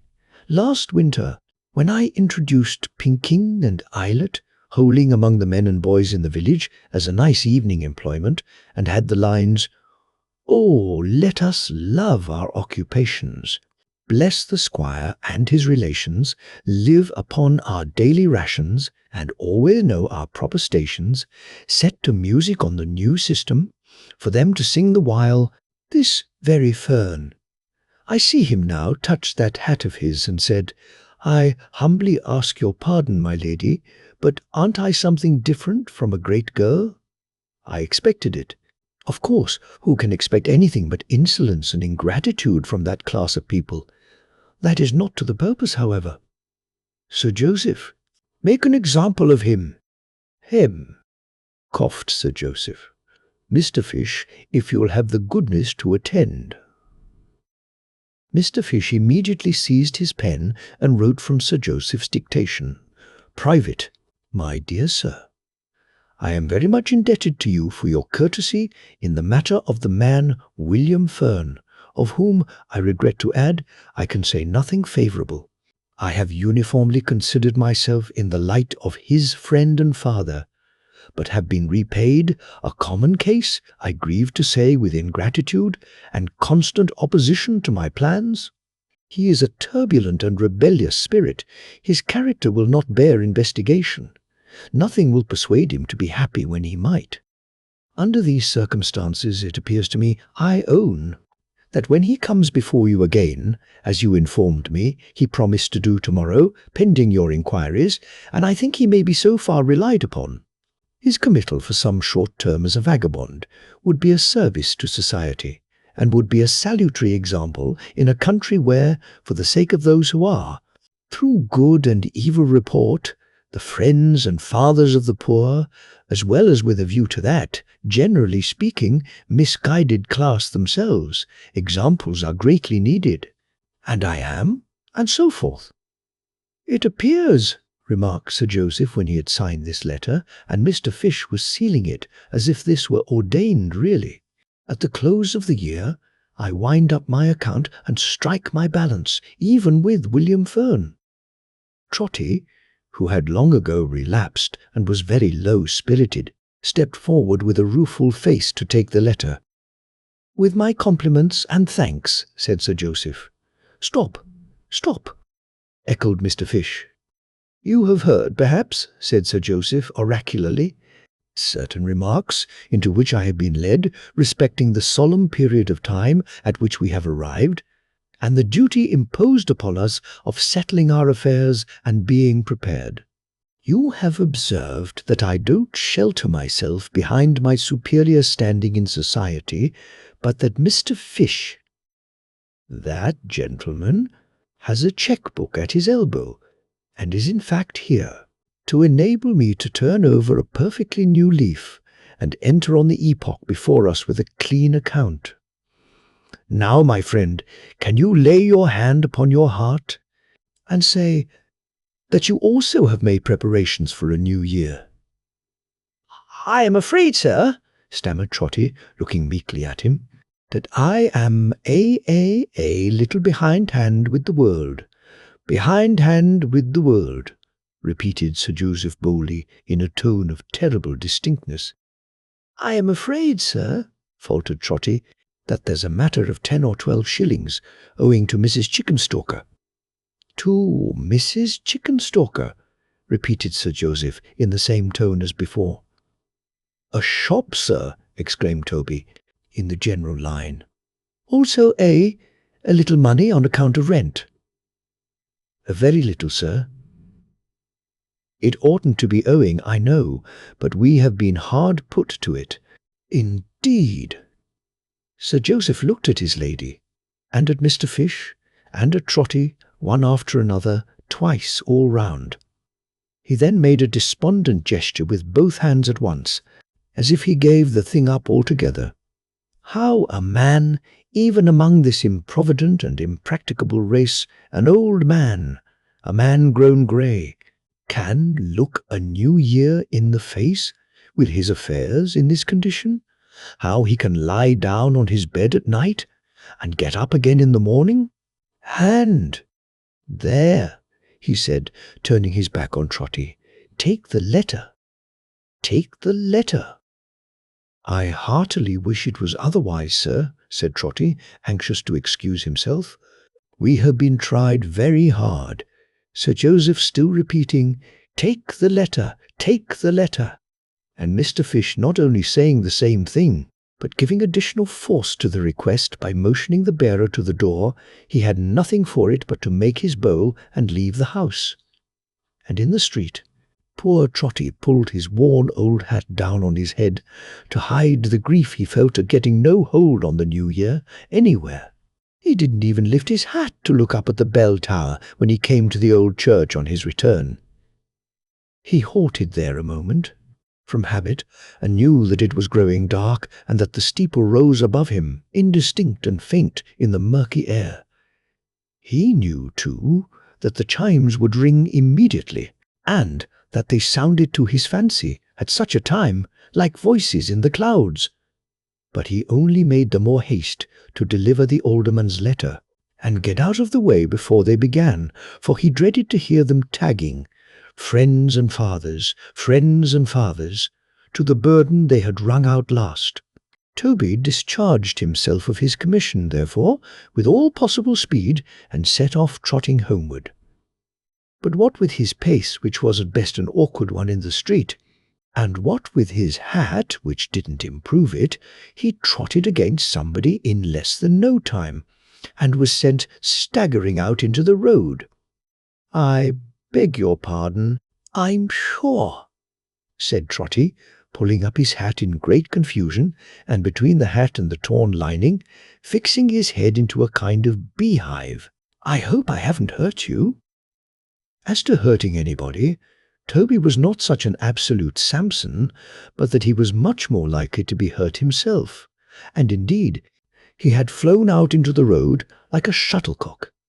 He had such an opinion of his own strength, however, that he was in real concern for the other party, and said again, "I hope I haven't hurt you." The man against whom he had run, a sun-browned, sinewy, country-looking man, with grizzled hair and a rough chin, stared at him for a moment as if he suspected him to be in jest. But, satisfied of his good faith, he answered, "No, friend, you have not hurt me." "Nor the child, I hope," said Trotty. "Nor the child," returned the man. "I thank you kindly." He glanced at a little girl he carried in his arms, asleep, and shading her face with the long end of the poor handkerchief he wore about his throat, went slowly on. The tone in which he said, "I thank you kindly," penetrated Trotty's heart. He was so jaded and footsore, and so soiled with travel, and looked about him so forlorn and strange, that it was a comfort to him to be able to thank anyone, no matter for how little. Toby stood gazing after him as he plodded wearily away, with the child's arm clinging round his neck. At the figure in the worn shoes, now the very shade and ghost of shoes, rough leather leggings, common frock, and broad slouched hat, Trotty stood gazing, blind to the whole street, and at the child's arm clinging round its neck. Before he merged into the darkness, the traveller stopped, and looking round, and seeing Trotty standing there yet, seemed undecided whether to return or go on. After doing first the one and then the other, he came back, and Trotty went halfway to meet him. "You can tell me, perhaps," said the man with a faint smile, "and if you can, I am sure you will, and I'd rather ask you than another, where Alderman Cute lives." "Close at hand," replied Toby. "I'll show you his house with pleasure." "I was to have gone to him elsewhere tomorrow," said the man, accompanying Toby, "but I'm uneasy under suspicion, and want to clear myself, and to be free to go and seek my bread. I don't know where. So, maybe he'll forgive my going to his house tonight." "It's impossible," cried Toby with a start. "That your name's Fern." "Eh!" cried the other, turning on him in astonishment. "Fern! Will Fern!" said Trotty. "That's my name," replied the other. "Why then," said Trotty, seizing him by the arm and looking cautiously round, "for heaven's sake, don't go to him. Don't go to him. He'll put you down as sure as ever you were born. Here, come up this alley, and I'll tell you what I mean. Don't go to him." His new acquaintance looked as if he thought him mad, but he bore him company nevertheless. When they were shrouded from observation, Trotty told him what he knew, and what character he had received, and all about it. The subject of his history listened to it with a calmness that surprised him. He did not contradict or interrupt it once. He nodded his head now and then, more in corroboration of an old and worn-out story, it appeared, than in refutation of it, and once or twice threw back his hat, and passed his freckled hand over a brow, where every furrow he had ploughed seemed to have set its image in little. But he did no more. "It's true enough in the main," he said. "Master, I could sift grain from husk here and there, but let it be as 'tis. What odds? I have gone against his plans, to my misfortune. I can't help it, I should do the like tomorrow. As to character, them gentlefolks will search and pry, and have it as free from spot or speck in us, afore they'll help us to a dry good word. Well, I hope they don't lose good opinion as easy as we do, or their lives is strict indeed, and hardly worth the keeping. For myself, master, I never took with that hand, holding it before him, what wasn't my own, and never held it back from work, however hard or poorly paid. Whoever can deny it, let him chop it off. But when work won't maintain me like a human creature, when my living is so bad that I am hungry out of doors and in, when I see a whole working life begin that way, go on that way, and end that way, without a chance or change, then I say to the gentlefolks, keep away from me. Let my cottage be. My doors is dark enough without your darkening of 'em more. Don't look for me to come up into the park to help the show when there's a birthday, or a fine speech-making, or what not. Act your plays and games without me, and be welcome to 'em and enjoy 'em. We've nowt to do with one another. I'm best let alone. Seeing that the child in his arms had opened her eyes, and was looking about her in wonder, he checked himself to say a word or two of foolish prattle in her ear, and stand her on the ground beside him. Then, slowly winding one of her long tresses round and round his rough forefinger like a ring, while she hung about his dusty leg, he said to Trotty, I'm not a cross-grained man by nightous, I believe, and easy satisfied, I'm sure. I bear no ill will against none of 'em. I only want to live like one of the Almighty's creatures. I can't, I don't, and so there's a pit dug between me and them that can and do. There's others like me. You might tell 'em off by hundreds and by thousands, sooner than by ones. Trotty knew he spoke the truth in this, and shook his head to signify as much. I've got a bad name this way, said Fern, and I'm not likely, I'm afeard, to get a better. 'Tan't lawful to be out of sorts, and I am out of sorts, though God knows I'd sooner bear a cheerful spirit if I could. Well, I don't know as this alderman could hurt me much by sending me to jail, but without a friend to speak a word for me, he might do it, and you see, pointing downward with his finger at the child. She has a beautiful face, said Trotty. Why, yes, replied the other in a low voice, as he gently turned it up with both his hands towards his own and looked upon it steadfastly. I've thought so, many times. I've thought so, when my hearth was very cold and cupboard very bare. I thought so t'other night when we were taken like two thieves. But they shouldn't try the little face too often, should they, Lilian? That's hardly fair upon a man. He sunk his voice so low, and gazed upon her with an air so stern and strange, that Toby, to divert the current of his thoughts, inquired if his wife were living. I never had one, he returned, shaking his head. She's my brother's child, a orphan. 9-year-old, though you'd hardly think it, but she's tired and worn out now. They'd have taken care on her. The Union 8 and 20 mile away from where we live, between 4 walls, as they took care of my old father when he couldn't work no more, though he didn't trouble 'em long, but I took her instead, and she's lived with me ever since. Her mother had a friend once in London here. We are trying to find her, and to find work too, but it's a large place. Never mind, more room for us to walk about in, Lily.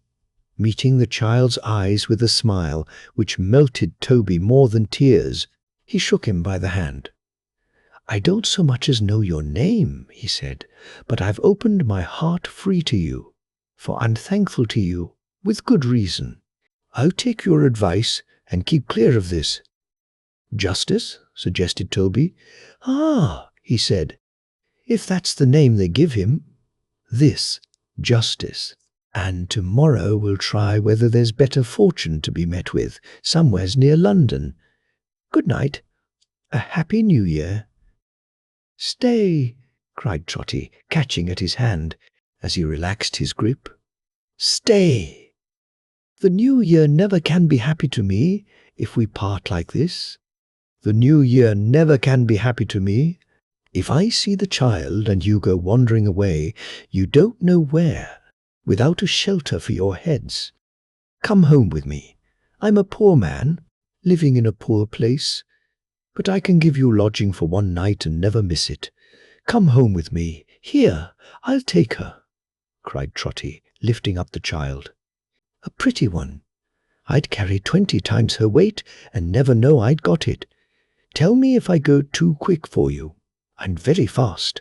"I always was." Trotty said this, taking about 6 of his trotting paces to one stride of his fatigued companion, and, with his thin legs quivering again beneath the load he bore. "Why, she's as light," said Trotty, trotting in his speech as well as in his gait, for he couldn't bear to be thanked, and dreaded a moment's pause. "As light as a feather.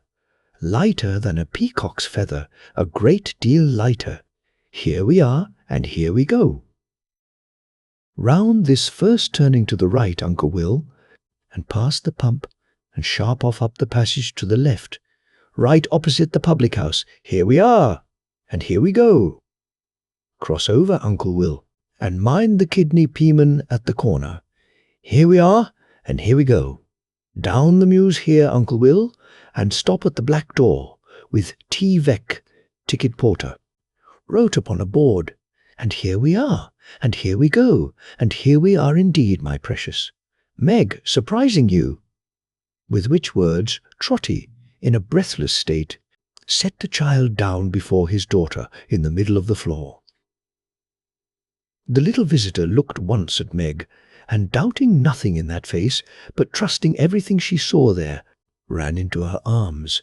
"Here we are, and here we go," cried Trotty, running round the room and choking audibly. "Here, Uncle Will, here's a fire." "You know, why don't you come to the fire? Oh, here we are, and here we go. Meg, my precious darling, where's the kettle? Here it is, and here it goes, and it'll bile in no time." Trotty really had picked up the kettle somewhere or other in the course of his wild career, and now put it on the fire, while Meg, seating the child in a warm corner, knelt down on the ground before her and pulled off her shoes and dried her wet feet on a cloth. "Aye!" And she laughed at Trotty too, so pleasantly, so cheerfully, that Trotty could have blessed her where she kneeled, for he had seen that, when they entered, she was sitting by the fire in tears. "Why, father," said Meg, "you're crazy tonight, I think." "I don't know what the bells would say to that. Poor little feet, how cold they are."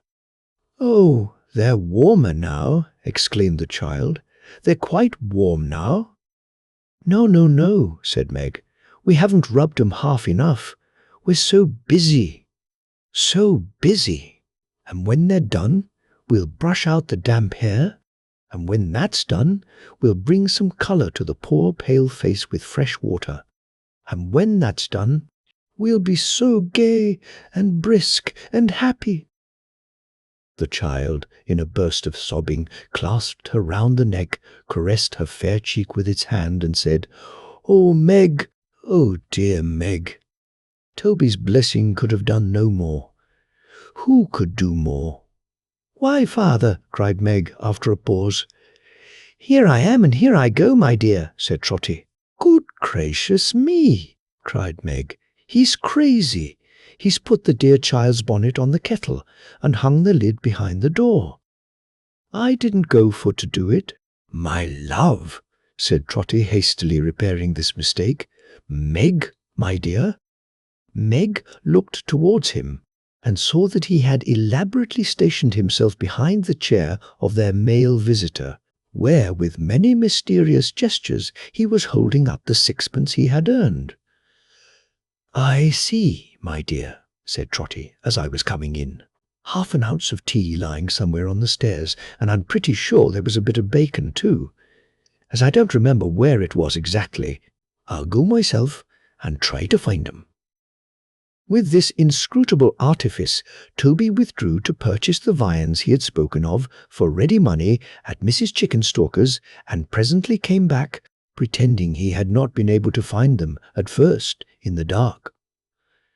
"But here they are at last," said Trotty, setting out the tea things. "All correct. I was pretty sure it was tea. And a rasher." "So it is. Meg, my pet, if you'll just make the tea, while your unworthy father toasts the bacon, we shall be ready. Immediate." "It's a curious circumstance," said Trotty, proceeding in his cookery with the assistance of the toasting fork. "Curious, but well known to my friends, that I never care, myself, for rashers, nor for tea. I like to see other people enjoy 'em," said Trotty, speaking very loud to impress the fact upon his guest. "But to me, as food, they're disagreeable."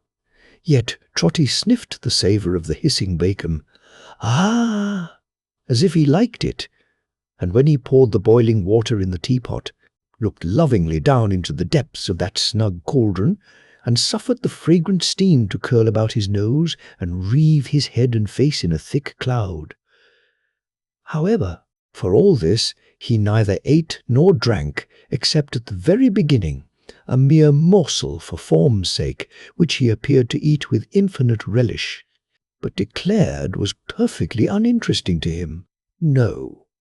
Trotty's occupation was to see Will Fern and Lilian eat and drink, and so was Meg's. And never did spectators at a city dinner or court banquet find such high delight in seeing others feast, although it were a monarch or a pope, as those two did, in looking on that night. Meg smiled at Trotty. Trotty laughed at Meg. Meg shook her head and made belief to clap her hands, applauding Trotty. Trotty conveyed, in dumb show, unintelligible narratives of how and when and where he had found their visitors, to Meg, and they were happy. Very happy. "Although," thought Trotty sorrowfully as he watched Meg's face, "that match is broken off, I see." "Now, I'll tell you what," said Trotty after tea. "The little one, she sleeps with Meg, I know." "With good Meg," cried the child, caressing her. "With Meg." "That's right," said Trotty. "And I shouldn't wonder if she kissed Meg's father, won't she? I'm Meg's father." Mightily delighted Trotty was, when the child went timidly towards him and, having kissed him, fell back upon Meg again. "She's as sensible as Solomon," said Trotty. "Here we come and here we know." "We don't. I don't mean that.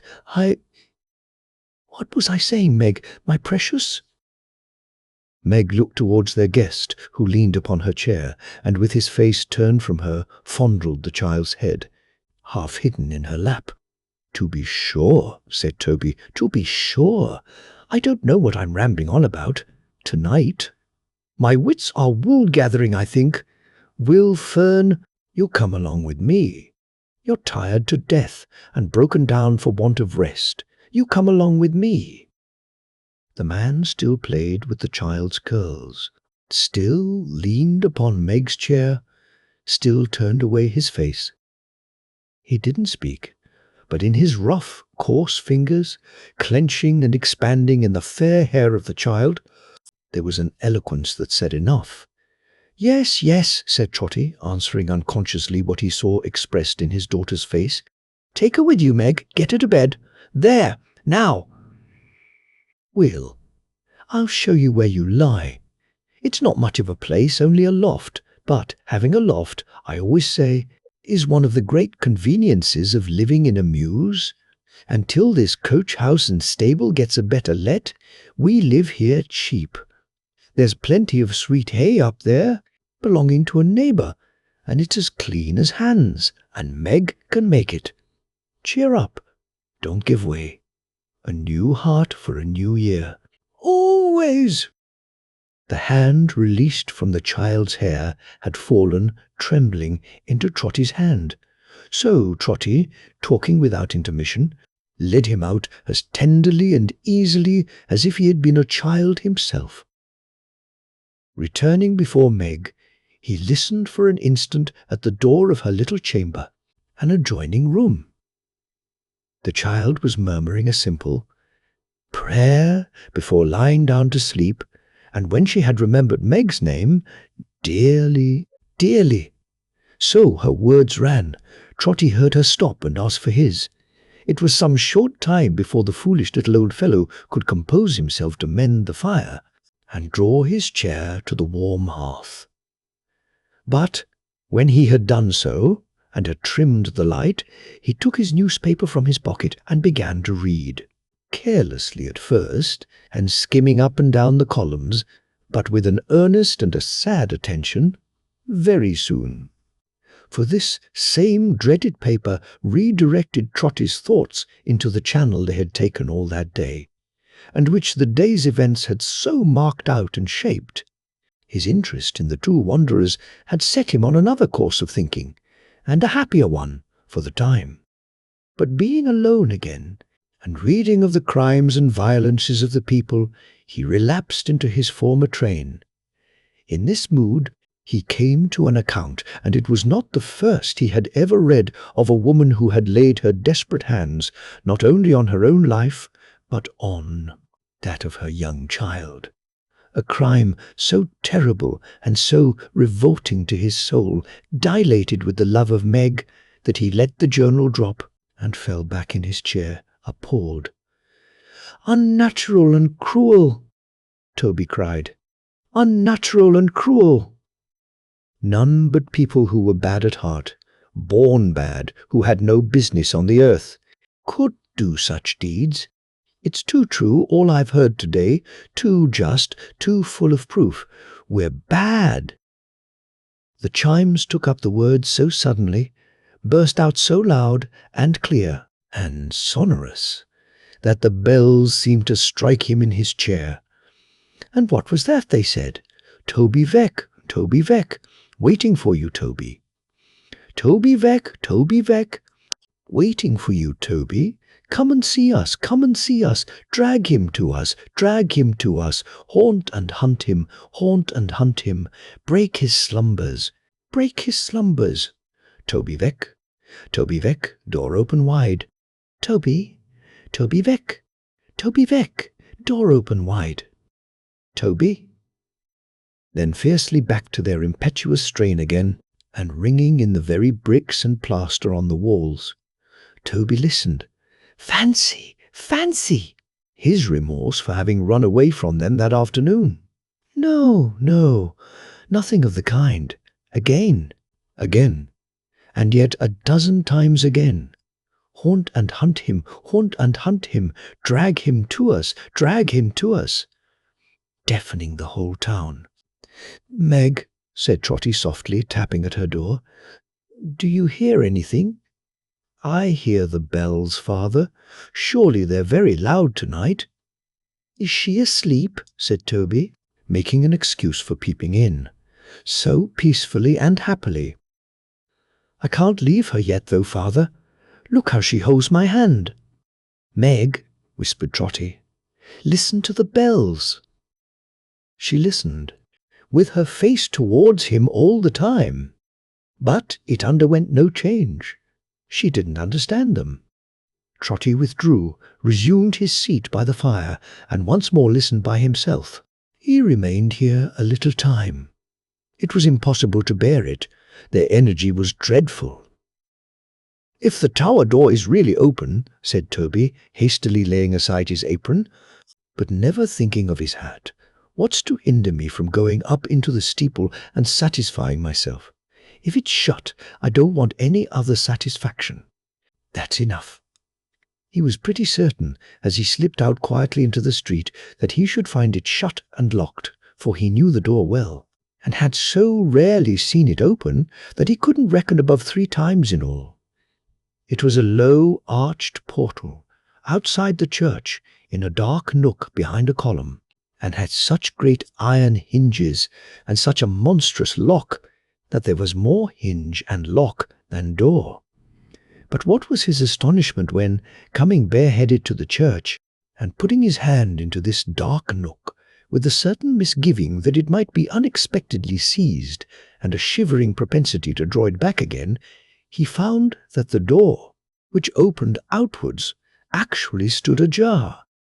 He thought, on the first surprise, of going back, or of getting a light or a companion, but his courage aided him immediately, and he determined to ascend alone. "What have I to fear?" said Trotty. "It's a church. Besides, the ringers may be there, and have forgotten to shut the door."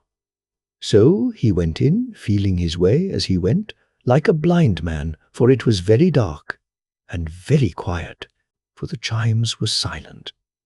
The dust from the street had blown into the recess, and lying there, heaped up, made it so soft and velvet-like to the foot, that there was something startling even in that.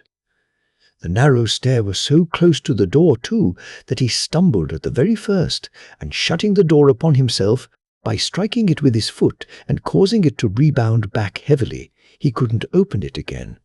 This was another reason, however, for going on. Trotty groped his way, and went on. Up, and round, and up, higher, higher, higher, up.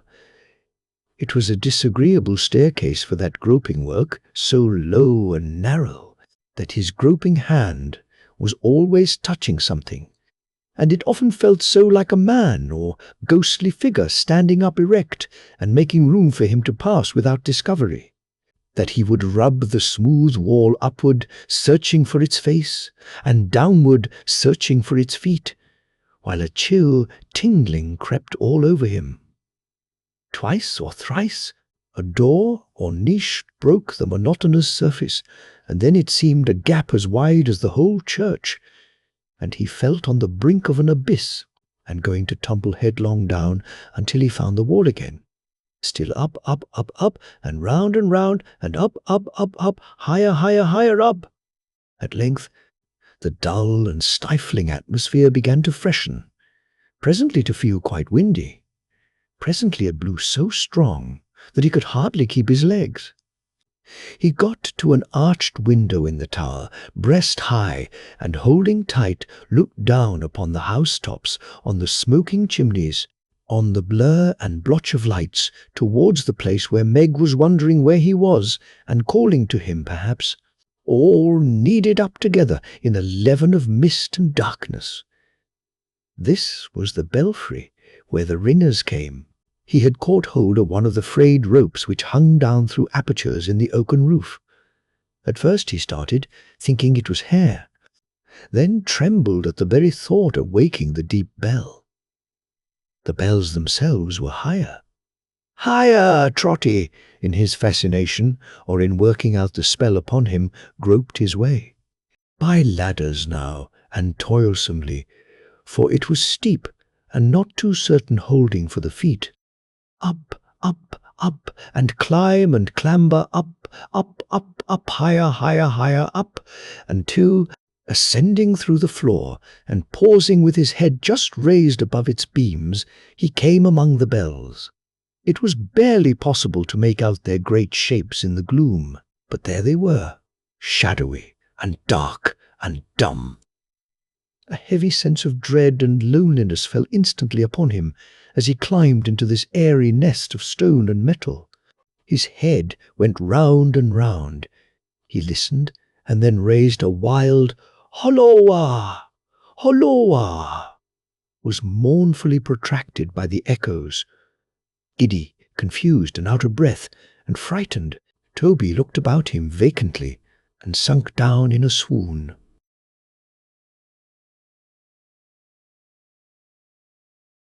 Chapter 3, Third Quarter. Black are the brooding clouds and troubled the deep waters, when the sea of thought, first heaving from a calm, gives up its dead. Monsters, uncouth and wild, arise in premature, imperfect resurrection.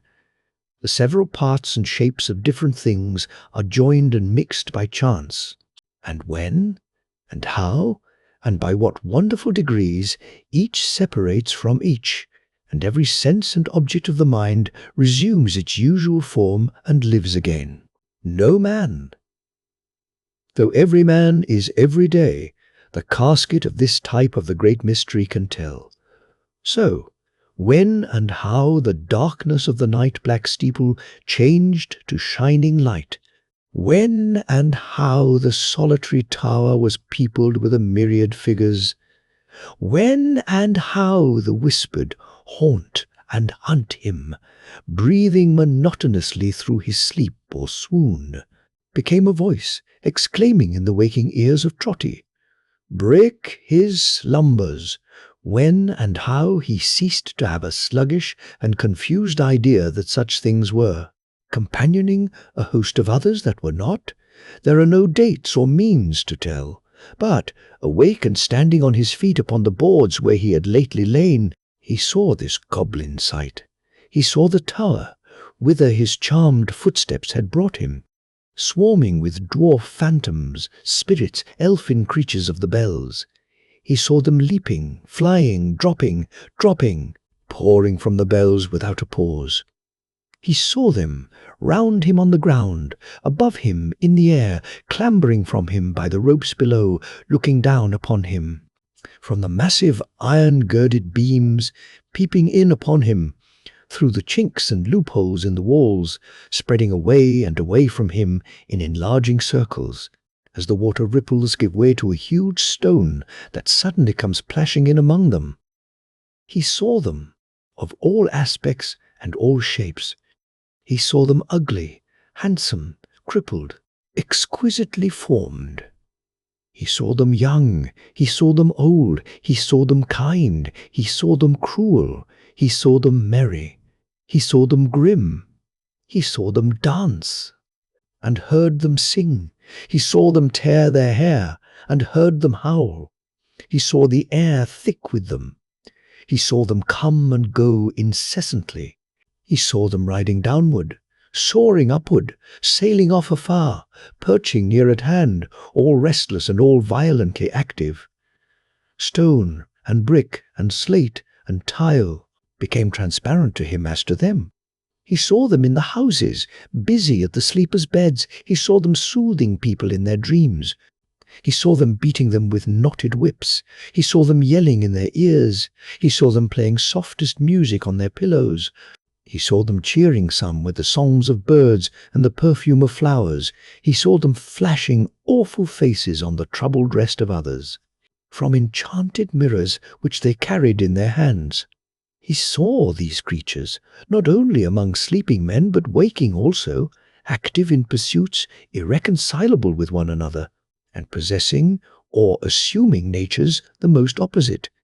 He saw one buckling on innumerable wings to increase his speed, another loading himself with chains and weights to retard his. He saw some putting the hands of clocks forward, some putting the hands of clocks backward, some endeavoring to stop the clock entirely. He saw them representing here a marriage ceremony, there a funeral, in this chamber an election, in that a ball. He saw everywhere restless and untiring motion. Bewildered by the host of shifting and extraordinary figures, as well as by the uproar of the bells, which all this while were ringing, Trotty clung to a wooden pillar for support, and turned his white face here and there, in mute and stunned astonishment. As he gazed, the chimes stopped. Instantaneous change! The whole swarm fainted. Their forms collapsed, their speed deserted them. They sought to fly, but in the act of falling died and melted into air. No fresh supply succeeded them. One straggler leaped down pretty briskly from the surface of the great bell, and alighted on his feet, but he was dead and gone before he could turn round. Some few of the late company who had gambled in the tower remained there, spinning over and over a little longer, but these became at every turn more faint and few and feeble, and soon went the way of the rest. The last of all was one small hunchback, who had got into an echoing corner, where he twirled and floated by himself a long time, showing such perseverance that at last he dwindled to a leg and even to a foot before he finally retired, but he vanished in the end, and then the tower was silent. Then, and not before, did Trotty see in every bell a bearded figure of the bulk and stature of the bell, incomprehensibly a figure, and the bell itself, gigantic, grave, and darkly watchful of him as he stood rooted to the ground. Mysterious and awful figures, resting on nothing, poised in the night air of the tower, with their draped and hooded heads merged in the dim roof, motionless and shadowy. Shadowy and dark, although he saw them by some light belonging to themselves. None else was there, each with its muffled hand upon its goblin mouth. He could not plunge down wildly through the opening in the floor, for all power of motion had deserted him. Otherwise he would have done so. Aye, would have thrown himself head foremost from the steeple-top, rather than have seen them watching him with eyes that would have waked and watched, although the pupils had been taken out. Again, the dread and terror of the lonely place, and of the wild and fearful night that reigned there, touched him like a spectral hand. His distance from all help, the long, dark, winding, ghost-beleaguered way that lay between him and the earth on which men lived, his being high up there, where it had made him dizzy to see the birds fly in the day, cut off from all good people, who at such an hour were safe at home and sleeping in their beds. All this struck coldly through him, not as a reflection, but a bodily sensation. Meantime, his eyes and thoughts and fears were fixed upon the watchful figures which, rendered unlike any figures of this world by the deep gloom and shade enwrapping and enfolding them, as well as by their looks and forms and supernatural hovering above the floor, were nevertheless as plainly to be seen as were the stalwart oaken frames, cross-pieces, bars and beams set up there to support the bells. These hemmed them in a very forest of hewn timber, from the entanglements, intricacies, and depths of which, as from among the boughs of a dead wood, blighted for their phantom use, they kept their darksome and unwinking watch. A blast of air, how cold and shrill, came moaning through the tower. As it died away, the great bell, or the goblin of the great bell, spoke. "What visitor is this?" it said. The voice was low and deep, and Trotty fancied that it sounded in the other figures as well. "I thought my name was called by the chimes," said Trotty, raising his hands in an attitude of supplication. "I hardly know why I am here, or how I came. I have listened to the chimes these many years. They have cheered me often." "And you have thanked them?" said the bell. "1,000 times," cried Trotty. "How?" "I am a poor man," faltered Trotty, and could only thank them in words. "And always so?" inquired the goblin of the bell. "Have you never done us wrong in words?" "No," cried Trotty eagerly. "Never done us foul." "And false and wicked wrong in words?" pursued the goblin of the bell. Trotty was about to answer, "Never!" but he stopped and was confused. "The voice of time," said the phantom, cries to man, "advance. Time is for his advancement and improvement, for his greater worth, his greater happiness, his better life, his progress onward to that goal within its knowledge and its view, and set there in the period when time and he began. Ages of darkness, wickedness, and violence have come and gone. Millions uncountable have suffered, lived, and died to point the way before him.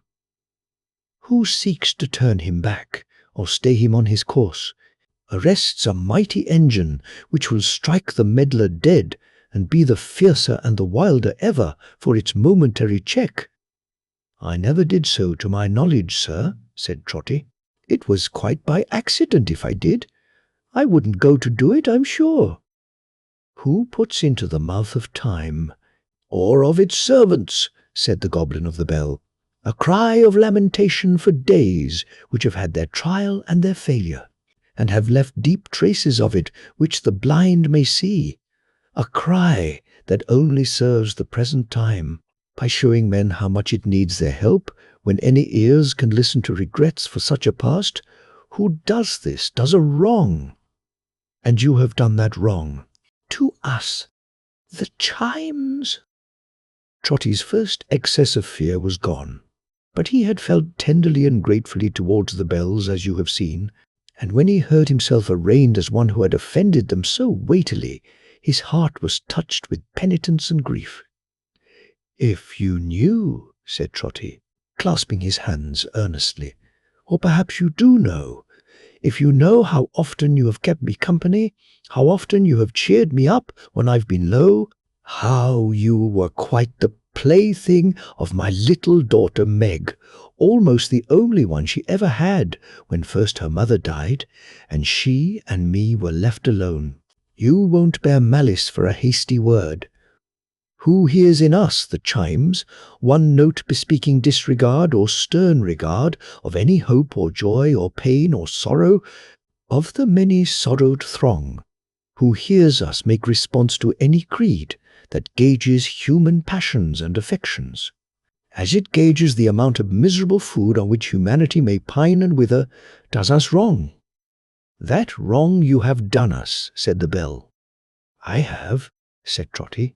"Oh, forgive me. Who hears us echo the dull vermin of the earth, the putters down of crushed and broken natures, formed to be raised up higher than such maggots of the time can crawl or can conceive?" pursued the Goblin of the Bell.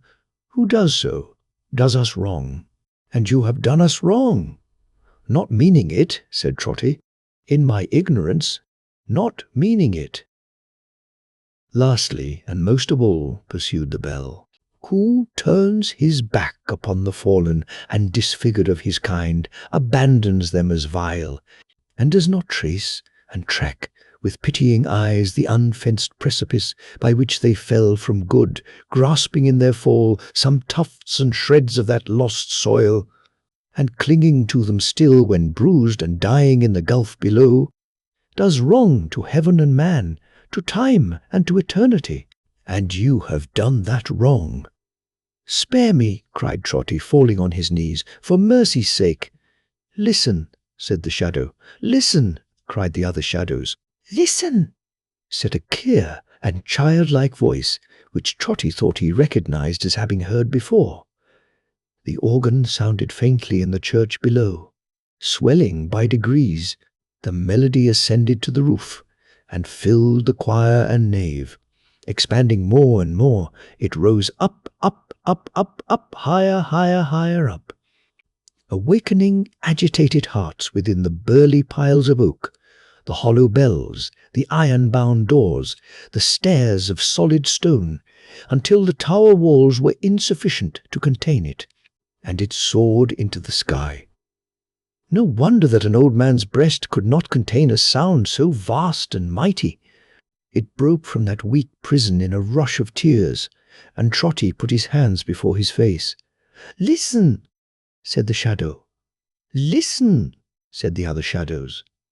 "Listen," said the child's voice. A solemn strain of blended voices rose into the tower.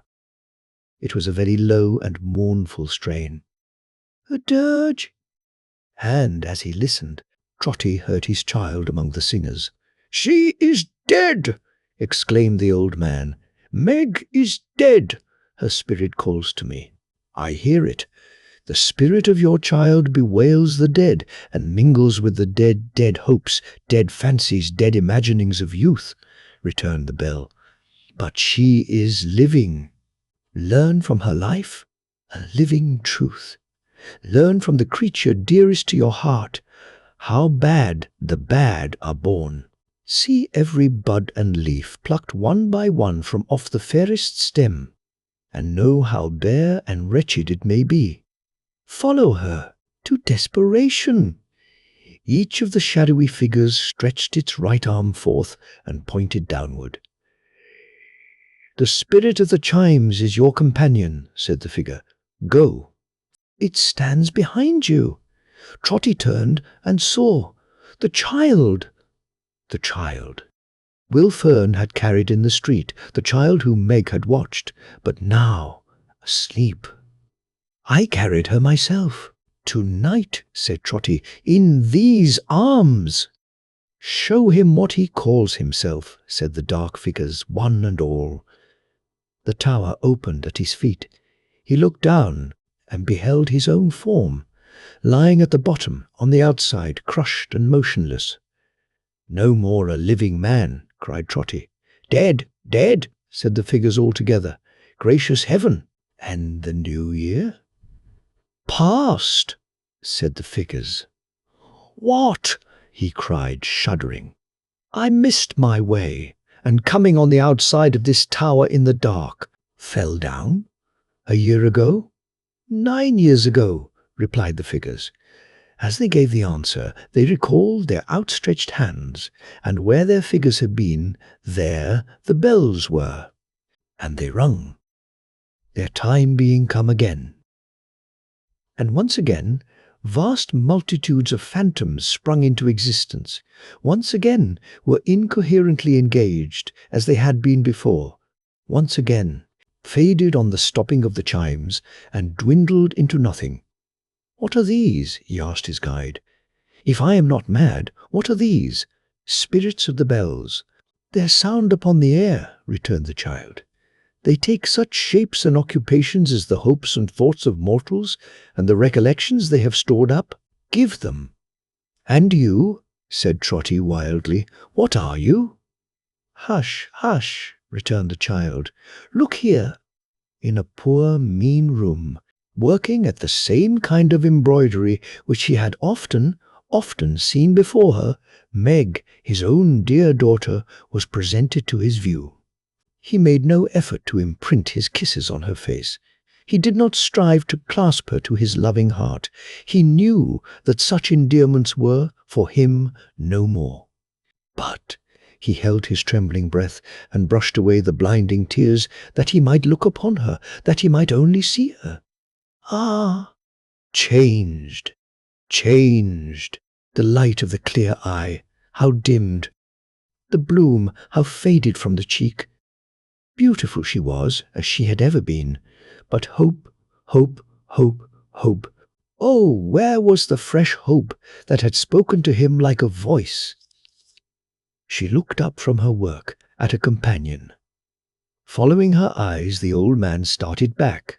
In the woman grown, he recognized her at a glance. In the long silken hair, he saw the selfsame curls around the lips, the child's expression lingering still. See!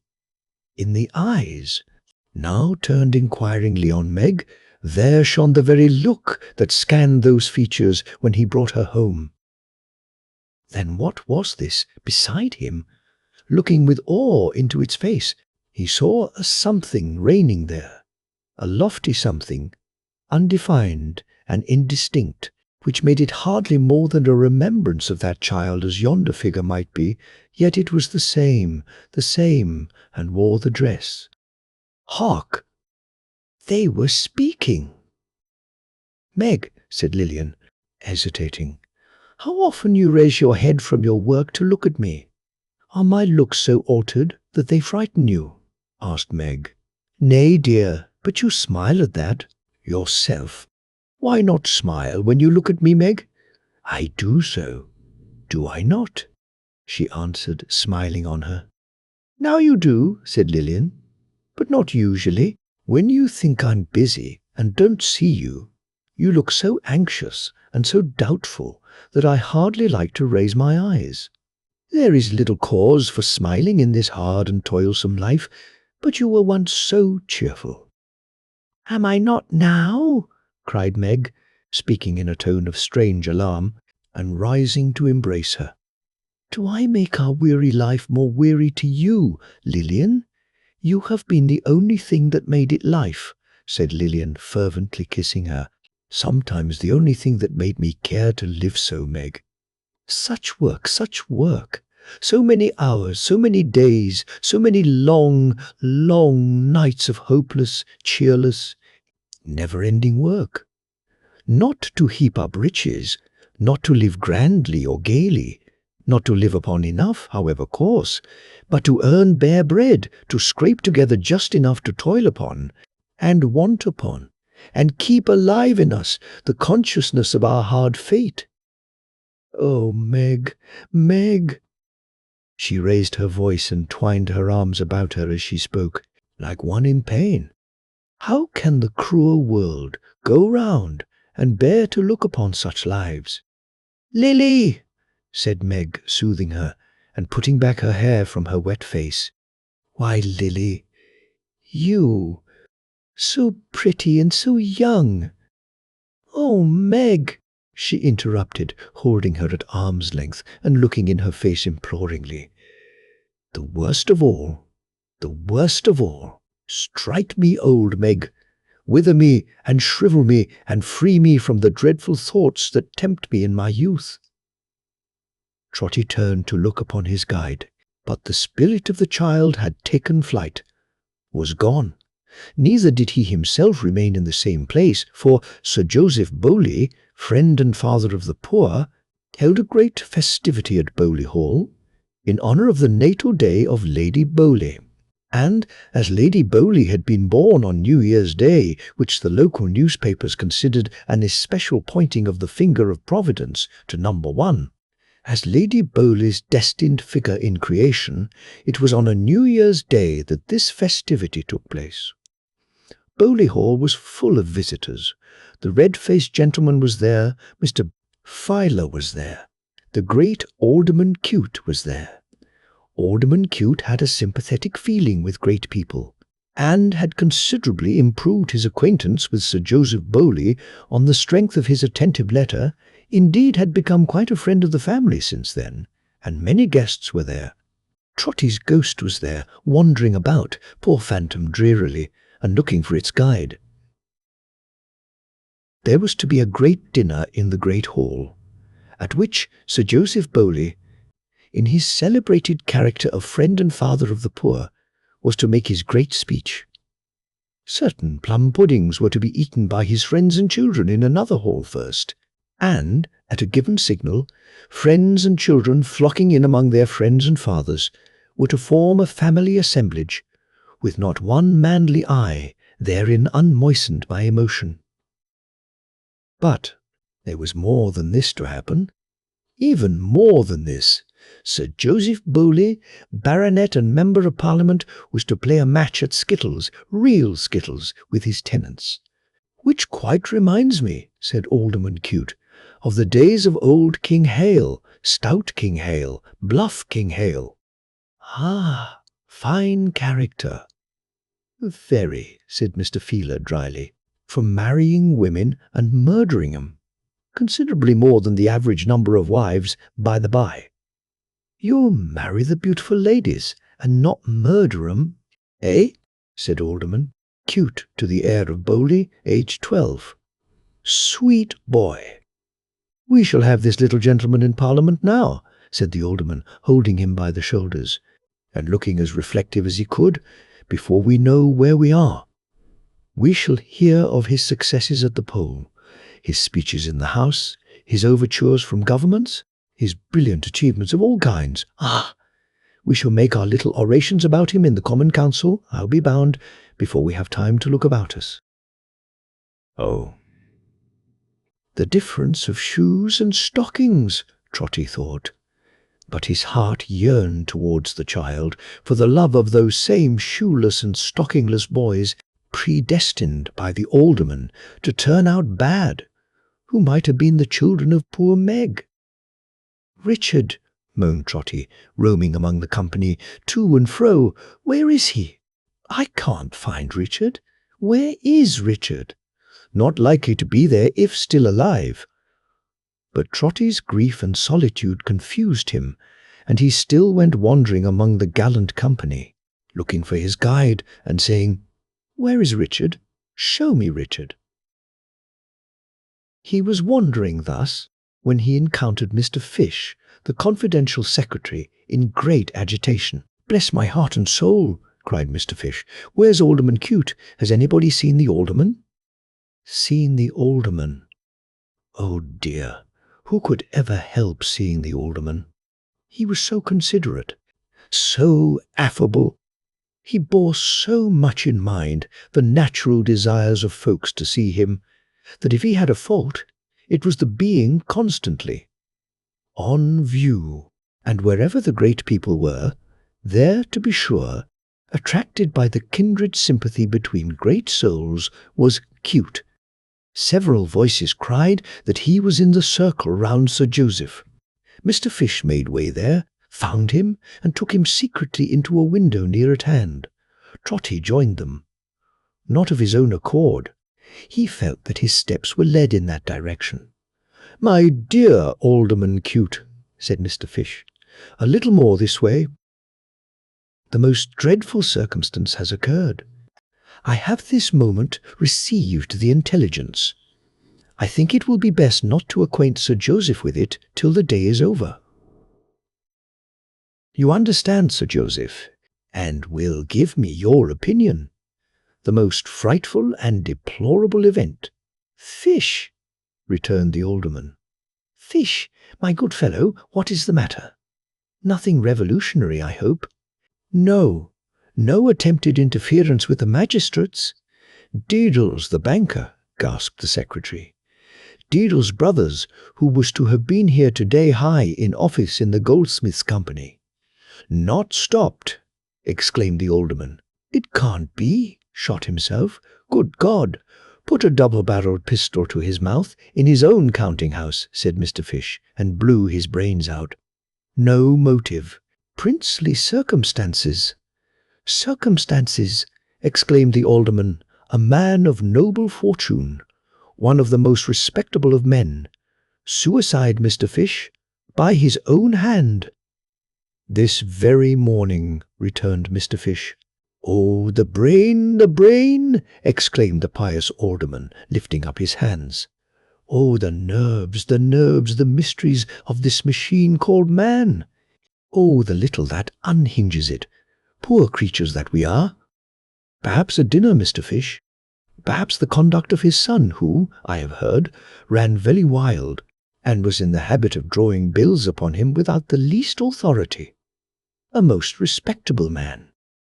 One of the most respectable men I ever knew. A lamentable instance, Mr. Fish. A public calamity. I shall make a point of wearing the deepest mourning. A most respectable man. But there is one above. We must submit, Mr. Fish. We must submit." "What, alderman? No word of putting down?" "Remember, Justice, your high moral boast and pride.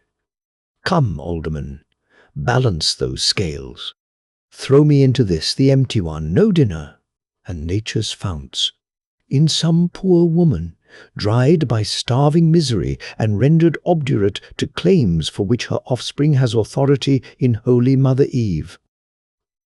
Weigh me the two, you Daniel, going to judgment, when your day shall come. Weigh them in the eyes of suffering thousands, audience not unmindful of the grim farce you play, or supposing that you strayed from your 5 wits. It's not so far to go but that it might be, and laid hands upon that throat of yours, warning your fellows, if you have a fellow, how they croak their comfortable wickedness to raving heads and stricken hearts. What then?"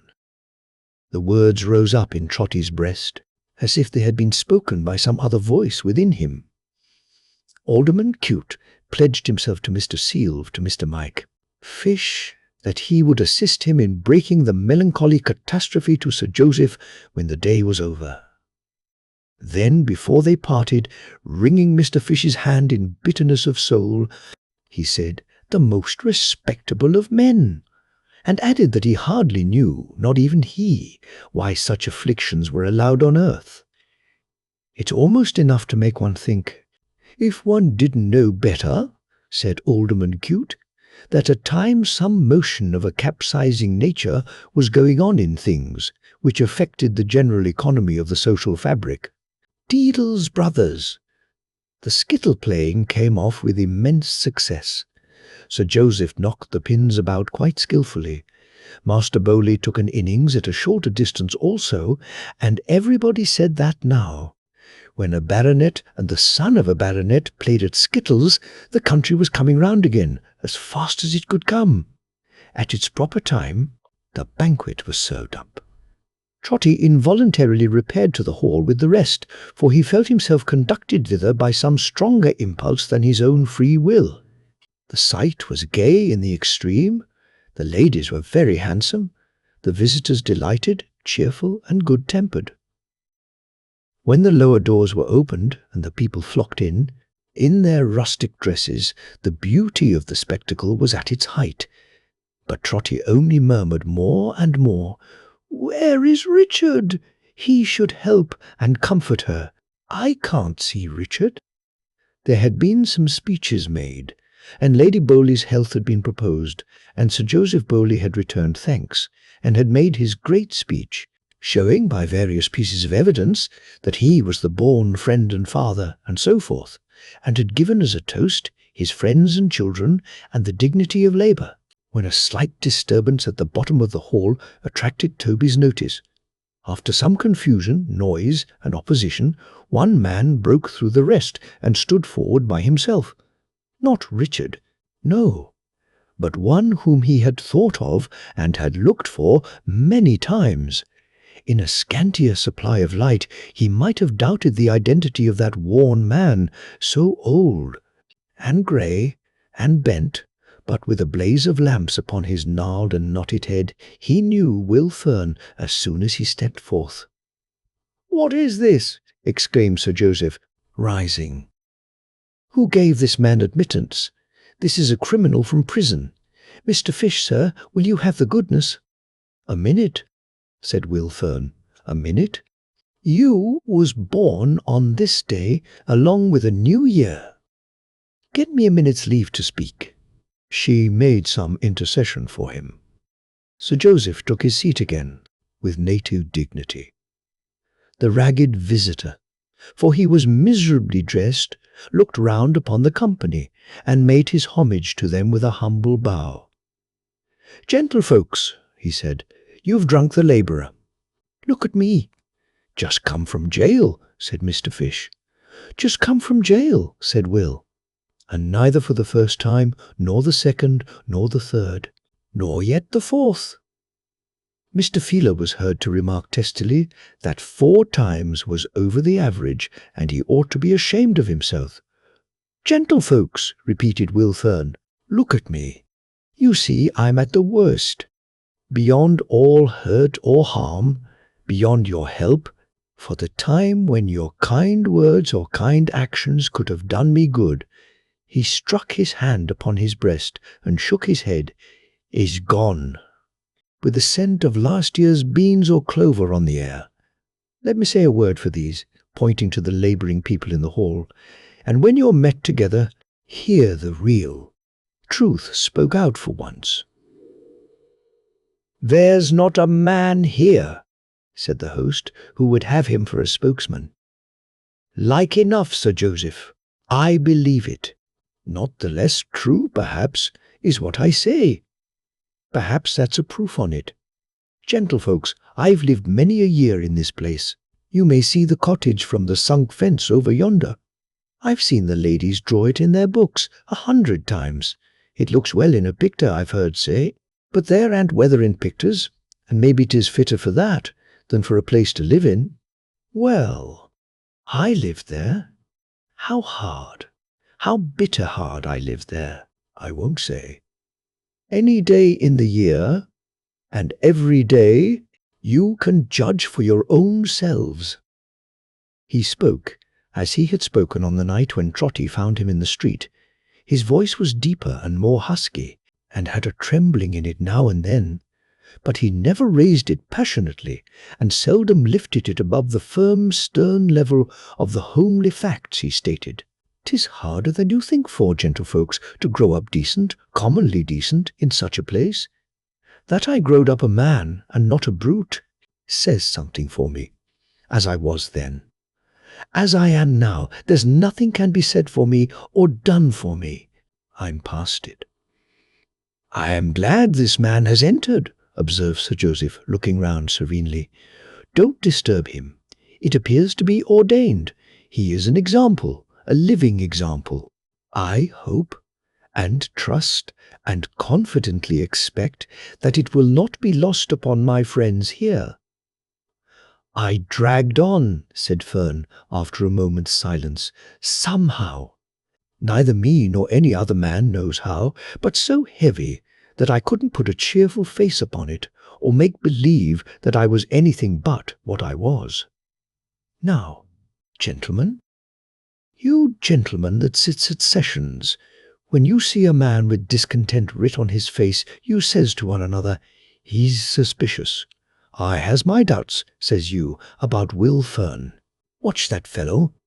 I don't say, gentlemen, it ain't quite natural, but I say 'tis so, and from that hour, whatever Will Fern does, or lets alone, all one, it goes against him.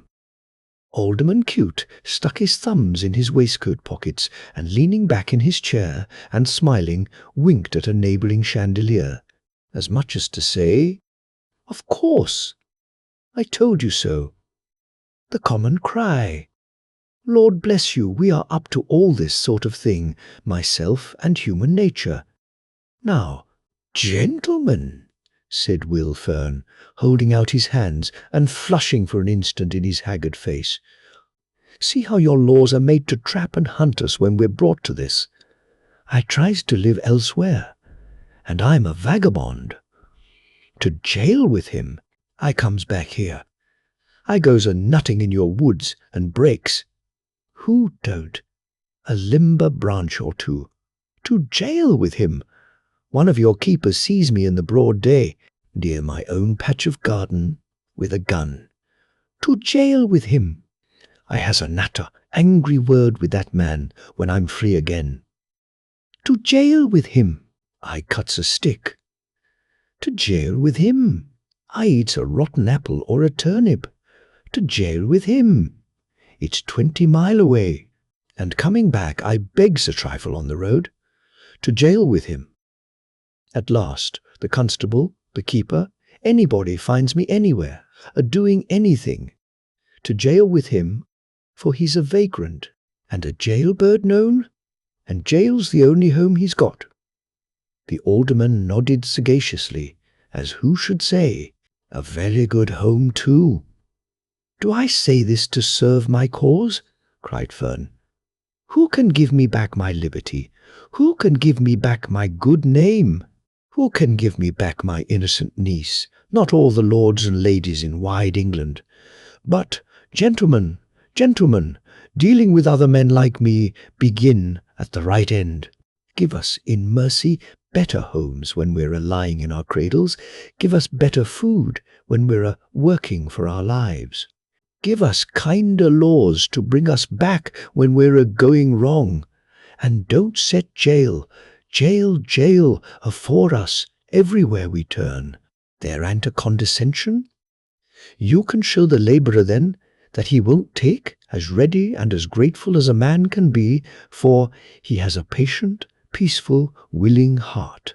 But you must put his rightful spirit in him first, for whether he's a wreck and ruin such as me, or is like one of them that stand here now, his spirit is divided from you at this time. Bring it back, gentlefolks, bring it back. Bring it back afore the day comes when even his Bible changes in his altered mind, and the words seem to him to read, as they have sometimes read in my own eyes, in jail, whither thou goest I can not go, where thou lodgest I do not lodge. Thy people are not my people, nor thy God my God. A sudden stir and agitation took place in hall. Trotty thought at first that several had risen to eject the man, and hence this change in its appearance.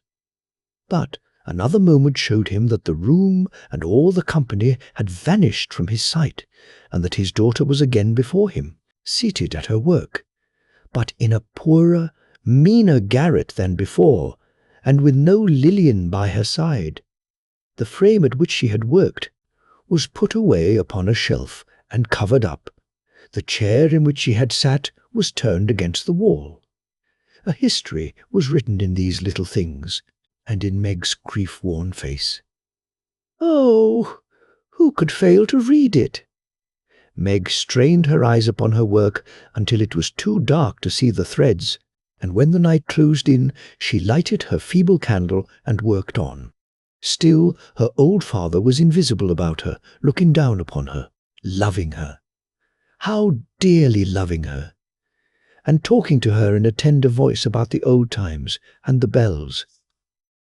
Though he knew, poor Trotty, though he knew she could not hear him, a great part of the evening had worn away, when a knock came at her door.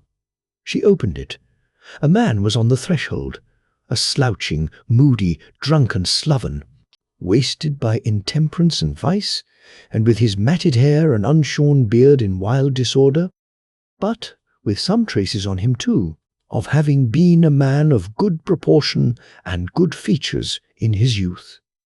He stopped until he had her leave to enter, and she, retiring a pace or two from the open door, silently and sorrowfully looked upon him. Trotty had his wish. He saw Richard. "May I come in, Margaret?" "Yes." "Come in. Come in." It was well that Trotty knew him before he spoke, for with any doubt remaining on his mind, the harsh, discordant voice would have persuaded him that it was not Richard, but some other man. There were but 2 chairs in the room. She gave him hers, and stood at some short distance from him, waiting to hear what he had to say. He sat, however, staring vacantly at the floor, with a lustreless and stupid smile, a spectacle of such deep degradation, of such abject hopelessness, of such a miserable downfall, that she put her hands before her face and turned away, lest he should see how much it moved her. Roused by the rustling of her dress, or some such trifling sound, he lifted his head and began to speak as if there had been no pause since he entered. "Still at work, Margaret? You work late?" "I generally do." "And early?" "And early." So she said. She said you never tired, or never owned that you tired. Not all the time you lived together, not even when you fainted between work and fasting. But I told you that the last time I came." "You did," she answered. "And I implored you to tell me nothing more, and you made me a solemn promise, Richard, that you never would." "A solemn promise," he repeated, with a drivelling laugh and vacant stare. "A solemn promise. To be sure, a solemn promise." Awakening, as it were, after a time. In the same manner as before, he said with sudden animation, "How can I help it, Margaret? What am I to do? She has been to me again." "Again!" cried Meg, clasping her hands. "Oh, does she think of me so often? Has she been again?" 20 times again," said Richard. "Margaret, she haunts me. She comes behind me in the street, and thrusts it in my hand. I hear her foot upon the ashes when I'm at my work. Ha, ha, ha! That and often, and before I can turn my head, her voice is in my ear saying, 'Richard, don't look round. For heaven's love, give her this.' She brings it where I live. She sends it in letters. She taps at the window and lays it on the sill. What can I do? Look at it." He held out in his hand a little purse and chinked the money it enclosed. "Hide it," said Meg. "Hide it. When she comes again, tell her, Richard, that I love her in my soul, that I never lie down to sleep, but I bless her and pray for her. That, in my solitary work, I never cease to have her in my thoughts, that she is with me night and day, that if I died tomorrow, I would remember her with my last breath. But that I cannot look upon it." He slowly recalled his hand, and crushing the purse together, said with a kind of drowsy thoughtfulness, "I told her so. I told her so," as plain as words could speak.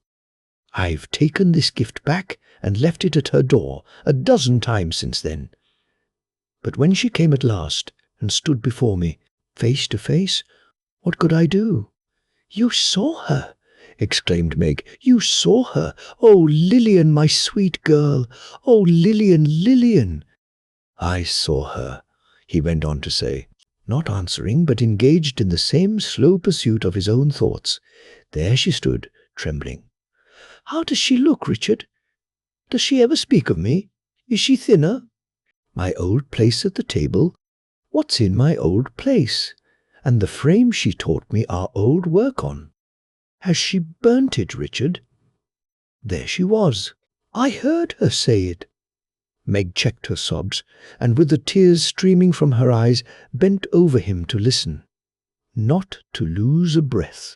With his arms resting on his knees and stooping forward in his chair, as if what he said were written on the ground in some half-legible character, which it was his occupation to decipher and connect, he went on. "Richard, I have fallen very low, and you may guess how much I have suffered in having this sent back, when I can bear to bring it in my hand to you. But you loved her once, even in my memory, dearly. Others stepped in between you, fears and jealousies and doubts and vanities estranged you from her, but you did love her, even in my memory." "I suppose I did," he said, interrupting himself for a moment. "I did. That's neither here nor there. Oh, Richard, if you ever did, if you have any memory for what is gone and lost, take it to her once more. Once more. Tell her how I laid my head upon your shoulder, where her own head might have lain, and was so humble to you, Richard. Tell her that you looked into my face, and saw the beauty which she used to praise, all gone, and in its place a poor, wan, hollow cheek that she would weep to see.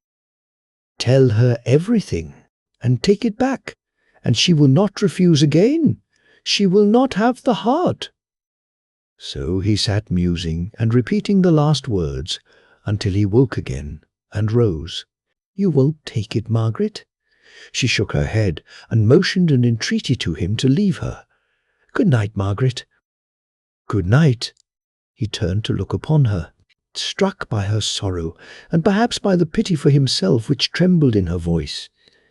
It was a quick and rapid action, and for the moment some flash of his old bearing kindled in his form. In the next he went as he had come, nor did this glimmer of a quenched fire seem to light him to a quicker sense of his debasement. In any mood, in any grief, in any torture of the mind or body, Meg's work must be done. She sat down to her task and plied it. Night, midnight, still she worked. She had a meagre fire, the night being very cold, and rose at intervals to mend it. The chimes rang 12:30 while she was thus engaged, and when they ceased, she heard a gentle knocking at the door. Before she could so much as wonder who was there, at that unusual hour, it opened. "Oh, youth and beauty, happy as ye should be, look at this. O youth and beauty, blessed and blessing all within your reach, and working out the ends of your beneficent Creator, look at this." She saw the entering figure, screamed its name, cried Lilian. It was swift, and fell upon its knees before her, clinging to her dress. "Up, dear, up, Lilian!" "My own dearest." "Never more, Meg, never more. Here, here, close to you, holding to you, feeling your dear breath upon my face. Sweet Lilian, darling Lilian, child of my heart, no mother's love can be more tender. Lay your head upon my breast. Never more, Meg, never more. When I first looked into your face, you knelt before me, On my knees before you, let me die. Let it be here. You have come back, my treasure. We will live together, work together, hope together, die together. Ah, kiss my lips. Meg, fold your arms about me, press me to your bosom, look kindly on me, but don't raise me. Let it be here. Let me see the last of your dear face upon my knees. O youth and beauty, happy as ye should be, look at this. O youth and beauty, working out the ends of your beneficent Creator, look at this. Forgive me, Meg. So dear, forgive me. I know you do, I see you do, but say so, Meg. She said so, with her lips on Lillian's cheek, and with her arms twined round. She knew it now, a broken heart. His blessing on you, dearest love. Kiss me once more. He suffered her to sit beside his feet and dry them with her hair. Oh, Meg, what mercy and compassion! As she died, the spirit of the child returning, innocent and radiant, touched the old man with its hand and beckoned him away.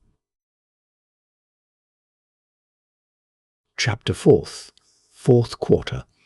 Some new remembrance of the ghostly figures in the bells, some faint impression of the ringing of the chimes, some giddy consciousness of having seen the swarm of phantoms reproduced and reproduced until the recollection of them lost itself in the confusion of their numbers. Some hurried knowledge, how conveyed to him he knew not, that more years had passed, and Trotty, with the spirit of the child attending him, stood looking on at mortal company. Fat company, rosy-cheeked company, comfortable company. They were but two, but they were red enough for 10. They sat before a bright fire, with a small low table between them, and unless the fragrance of hot tea and muffins lingered longer in that room than in most others, the table had seen service very lately. But all the cups and saucers being clean and in their proper places in the corner cupboard, and the brass toasting fork hanging in its usual nook and spreading its 4 idle fingers out as if it wanted to be measured for a glove, there remained no other visible tokens of the meal just finished than such as purred and washed their whiskers in the person of the basking cat, and glistened in the gracious, not to say the greasy, faces of her patrons. This cosy couple, married evidently, had made a fair division of the fire between them, and sat looking at the glowing sparks that dropped into the grate, now nodding off into a doze, now waking up again when some hot fragment, larger than the rest, came rattling down as if the fire were coming with it. It was in no danger of sudden extinction, however, for it gleamed not only in the little room, and on the panes of window glass in the door, and on the curtain half drawn across them, but in the little shop beyond. A little shop, quite crammed and choked with the abundance of its stock, a perfectly voracious little shop with a maw as accommodating and full as any shark's. Cheese, butter, firewood, soap, pickles, matches, bacon, table beer, peg tops, sweetmeats, boys' kites, birdseed, cold ham, birch brooms, hearthstones, salt, vinegar, blacking, red herrings, stationery, lard, mushroom ketchup, stay laces, loaves of bread, shuttlecocks, eggs, and slate pencil. Everything was fish that came to the net of this greedy little shop, and all articles were in its net. How many other kinds of petty merchandise were there? It would be difficult to say, but balls of packthread, ropes of onions, pounds of candles, cabbage nets and brushes hung in bunches from the ceiling, like extraordinary fruit, while various odd canisters emitting aromatic smells established the veracity of the inscription over the outer door, which informed the public that the keeper of this little shop was a licensed dealer in tea, coffee, tobacco, pepper, and snuff. Glancing at such of these articles as were visible in the shining of the blaze, and the less cheerful radiance of two smoky lamps which burnt but dimly in the shop itself, as though its plethora sat heavy on their lungs, and glancing, then, at one of the two faces by the parlour fire, Trotty had small difficulty in recognizing in the stout old lady Mrs. Chickenstalker, always inclined to corpulency, even in the days when he had known her as established in the general line and having a small balance against him in her books. The features of her companion were less easy to him. The great broad chin, with creases in it large enough to hide a finger in, the astonished eyes that seemed to expostulate with themselves for sinking deeper and deeper into the yielding fat of the soft face, the nose afflicted with that disordered action of its functions which is generally termed the snuffles, the short, thick throat and labouring chest, with other beauties of the like description. Though calculated to impress the memory, Trotty could at first allot to nobody he had ever known, and yet he had some recollection of them too. At length, in Mrs. Moor's, Chickenstalker's partner in the general line, and in the crooked and eccentric line of life, he recognized the former porter of Sir Joseph Bowley, an apoplectic innocent who had connected himself in Trotty's mind with Mrs. Chickenstalker years ago, by giving him admission to the mansion where he had confessed his obligations to that lady, and drawn on his unlucky head such grave reproach. Trotty had little interest in a change like this after the changes he had seen, but association is very strong sometimes, and he looked involuntarily behind the parlour door, where the accounts of credit customers were usually kept in chalk. There was no record of his name. Some names were there, but they were strange to him, and infinitely fewer than of old, from which he argued that the porter was an advocate of ready money transactions, and on coming into the business had looked pretty sharp after the Chickenstalker defaulters. So desolate was Trotty, and so mournful for the youth and promise of his blighted child, that it was a sorrow to him even to have no place in Mrs. Chickenstalker's ledger. "What sort of a night is it, Anne?" inquired the former porter of Sir Joseph Bowley, stretching out his legs before the fire, and rubbing as much of them as his short arms could reach, with an air that added, "Here I am if it's bad, and I don't want to go out if it's good." "Blowing and sleeting hard," returned his wife, "and threatening snow. Dark, and very cold." "I'm glad to think we had muffins," said the former porter, in the tone of one who had set his conscience at rest. "It's a sort of night that's meant for muffins. Likewise crumpets. Also Sally Lunns." The former porter mentioned each successive kind of eatable, as if he were musingly summing up his good actions, after which he rubbed his fat legs as before, and jerking them at the knees to get the fire upon the yet unroasted parts, laughed as if somebody had tickled him. "You're in spirits, Tugby, my dear," observed his wife. The firm was Tugby, late Chickenstalker. "No," said Tugby, "no, not particular. I'm a little elewated." The muffins came so pat. With that he chuckled until he was black in the face, and had so much ado to become any other colour that his fat legs took the strangest excursions into the air. Nor were they reduced to anything like decorum until Mrs. Tugby had thumped him violently on the back and shaken him as if he were a great bottle. "Good gracious, goodness Lord, a mercy bless and save the man," cried Mrs. Tugby, in great terror. "What's he doing?" Mr. Tugby wiped his eyes and faintly repeated that he found himself a little elewated. "Then don't be so again. That's a dear good soul," said Mrs. Tugby. "If you don't want to frighten me to death with your struggling and fighting—" Mr. Tugby said he wouldn't, but his whole existence was a fight, in which, if any judgment might be founded on the constantly increasing shortness of his breath and the deepening purple of his face, he was always getting the worst of it. So it's blowing and sleeting and threatening snow, and it's dark and very cold, is it, my dear?" said Mr. Tugby, looking at the fire and reverting to the cream and marrow of his temporary elevation.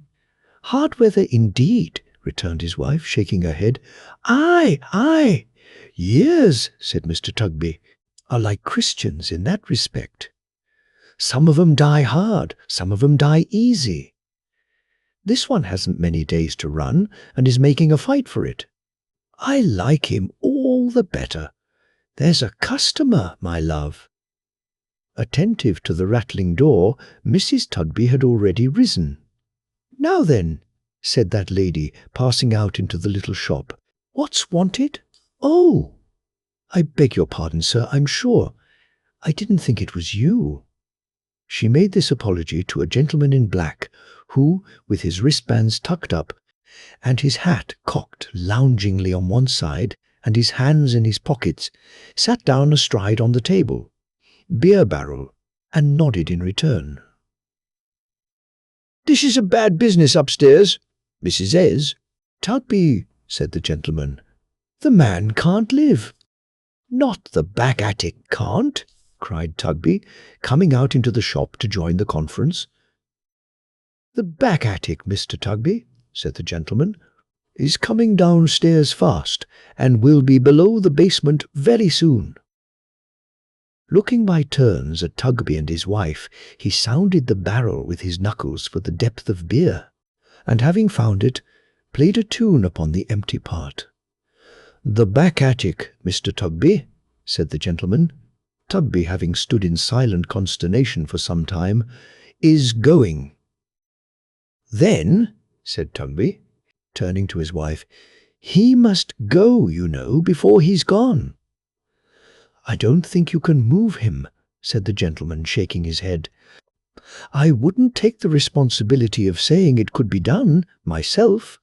You had better leave him where he is. He can't live long." "It's the only subject," said Tugby, bringing the butter scale down upon the counter with a crash, by weighing his fist on it, "that we've ever had a word upon, she and me, and look what it comes to. He's going to die here after all. Going to die upon the premises, going to die in our house." "And where should he have died, Tugby?" cried his wife. "In the workhouse," he returned. "What are workhouses made for?" "Not for that," said Mrs. Tugby with great energy. "Not for that. Neither did I marry you for that. Don't think it. Tugby, I won't have it. I won't allow it. I'd be separated first and never see your face again." When my widow's name stood over that door, as it did for many years, this house being known as Mrs. Chickenstalker's far and wide, and never known but to its honest credit and its good report, when my widow's name stood over that door, Tugby, I knew him as a handsome, steady, manly, independent youth. I knew her as the sweetest-looking, sweetest-tempered girl eyes ever saw. I knew her father. Poor old creature! He fell down from the steeple walking in his sleep and killed himself. For the simplest, hardest working, childest-hearted man that ever drew the breath of life. And when I turn them out of house and home, may angels turn me out of heaven. As they would. And serve me right.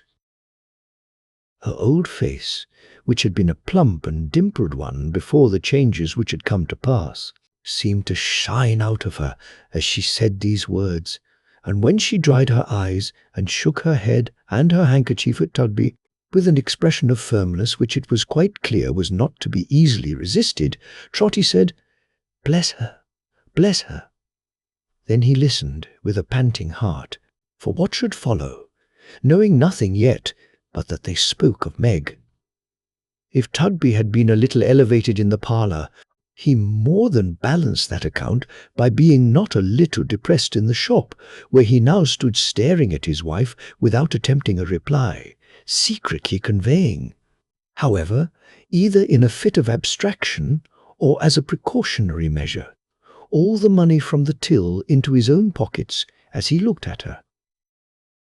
The gentleman upon the table beer cask, who appeared to be some authorized medical attendant upon the poor, was far too well accustomed, evidently, to little differences of opinion between man and wife, to interpose any remark in this instance.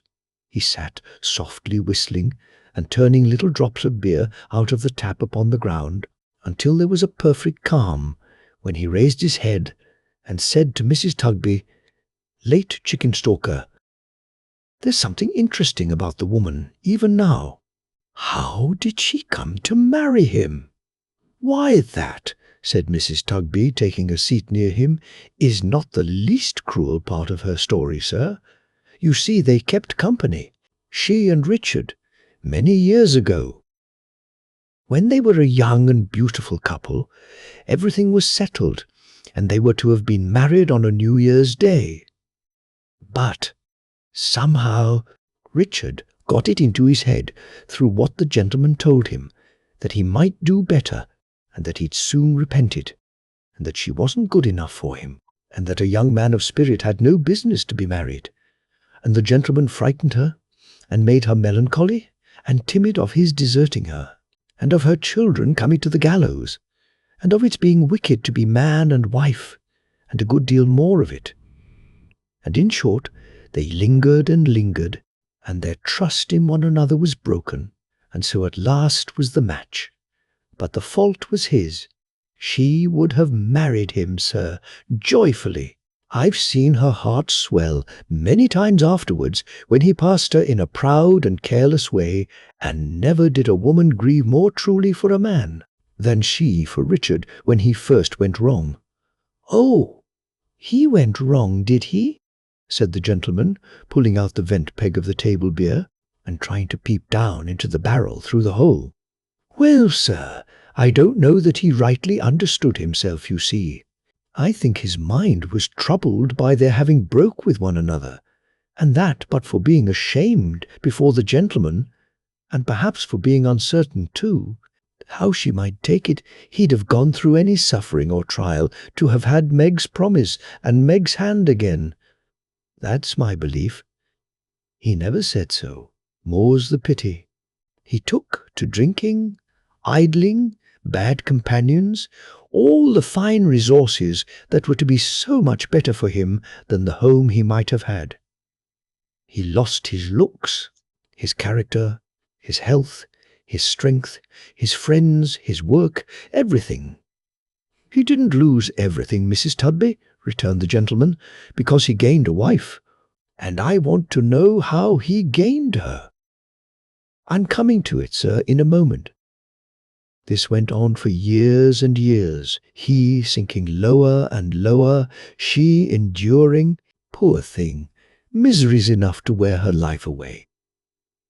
At last he was so cast down and cast out that no one would employ or notice him, and doors were shut upon him, go where he would, applying from place to place and door to door, and coming for the 100th time to one gentleman who had often and often tried him, he was a good workman to the very end. That gentleman, who knew his history, said, 'I believe you are incorrigible. There is only one person in the world who has a chance of reclaiming you. Ask me to trust you no more, until she tries to do it,' something like that, in his anger and vexation." "Ah," said the gentleman. "Well?" "Well, sir, he went to her and kneeled to her, said it was so, said it ever had been so, and made a prayer to her to save him. And she? Don't distress yourself, Mrs. Tugby. She came to me that night to ask me about living here. What he was once to me, she said, is buried in a grave, side by side with what I was to him. But I have thought of this, and I will make the trial, in the hope of saving him, for the love of the light-hearted girl, you remember her, who was to have been married on a New Year's Day, and for the love of her Richard." And she said he had come to her from Lilian, and Lilian had trusted to him, and she never could forget that. So they were married, And when they came home here, and I saw them, I hoped that such prophecies as parted them when they were young may not often fulfill themselves as they did in this case, or I wouldn't be the makers of them for a mine of gold." The gentleman got off the cask and stretched himself, observing, "I suppose he used her ill as soon as they were married?" "I don't think he ever did that," said Mrs. Tugby, shaking her head and wiping her eyes.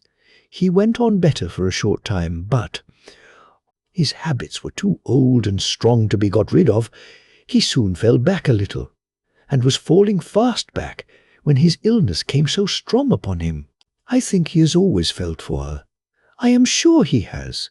I have seen him, in his crying fits and tremblings, try to kiss her hand, and I have heard him call her Meg, and say it was her 19th birthday. There he has been lying now these weeks and months.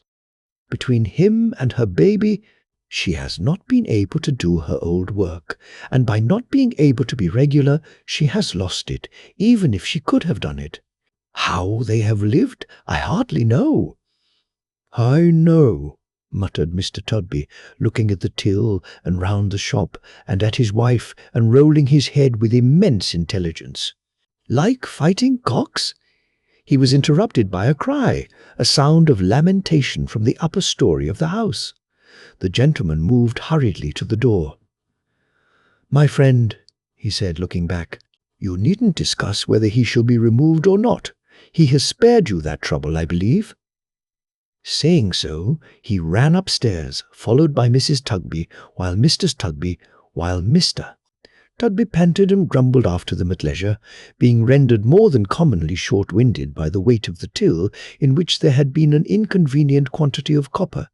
Trotty, with the child beside him, floated up the staircase like mere air. "Follow her! Follow her! Follow her!"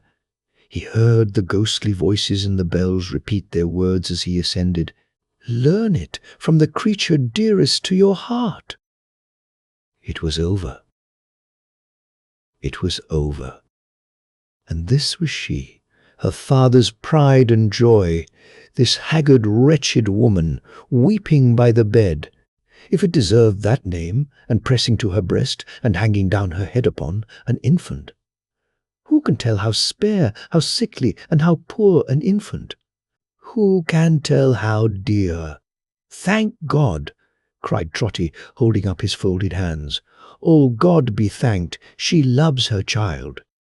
The gentleman, not otherwise hard-hearted or indifferent to such scenes, than that he saw them every day, and knew that they were figures of no moment in the filaire sums, mere scratches in the working of these calculations, laid his hand upon the heart that beat no more, and listened for the breath, and said, "His pain is over. It's better as it is." Mrs. Tugby tried to comfort her with kindness. Mr. Tugby tried philosophy. "Come, come," he said, with his hands in his pockets, "you mustn't give way, you know. That won't do. You must fight up. What would have become of me if I had given way when I was porter, and we had as many as 6 runaway carriage doubles at our door in one night? Oh. But I fell back upon my strength of mind and didn't open it." Again Trotty heard the voices saying, "Follow her." He turned towards his guide and saw it rising from him, passing through the air. "Follow her," it said, and vanished. He hovered round her, sat down at her feet, looked up into her face for one trace of her old self, listened for one note of her old pleasant voice. He flitted round the child, so wan, so prematurely old, so dreadful in its gravity, so plaintive in its feeble, mournful, miserable wail. He almost worshipped it. He clung to it as her only safeguard, as the last unbroken link that bound her to endurance. He set his father's hope and trust on the frail baby, watched her every look upon it as she held it in her arms, and cried 1,000 times, "She loves it! God be thanked, she loves it!" He saw the woman tend her in the night, return to her when her grudging husband was asleep and all was still, encourage her, shed tears with her, set nourishment before her. He saw the day come, and the night again, the day, the night, the time go by. The house of death, relieved of death. The room left to herself and to the child. He heard it moan and cry. He saw it harass her and tire her out, and when she slumbered in exhaustion, drag her back to consciousness and hold her with its little hands upon the rack. But she was constant to it, gentle with it, patient with it. Patient? Was its loving mother in her inmost heart and soul, and had its being knitted up with hers as when she carried it unborn? All this time she was in want, languishing away in dire and pining want. With the baby in her arms, she wandered here and there in quest of occupation, and with its thin face lying in her lap and looking up in hers, did any work for any wretched sum, a day and night of labour for as many farthings as there were figures on the dial. If she had quarrelled with it, if she had neglected it, if she had looked upon it with a moment's hate, if, in the frenzy of an instant, she had struck it, no. His comfort was, she loved it always. She told no one of her extremity, and wandered abroad in the day, lest she should be questioned by her only friend for any help she received from her hands, occasioned fresh disputes between the good woman and her husband. And it was new bitterness to be the daily cause of strife and discord, where she owed so much. She loved it still. She loved it more and more, but a change fell on the aspect of her love. One night she was singing faintly to it in its sleep, and walking to and fro to hush it, when her door was softly opened and a man looked in.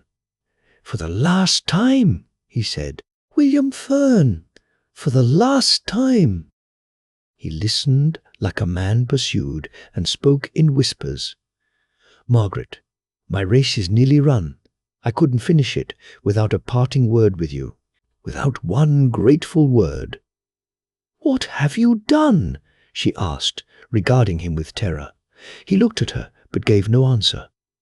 After a short silence, he made a gesture with his hand, as if he set her question by, as if he brushed it aside, and said, "It's long ago, Margaret, Margaret, now, but that night is as fresh in my memory as ever 'twas.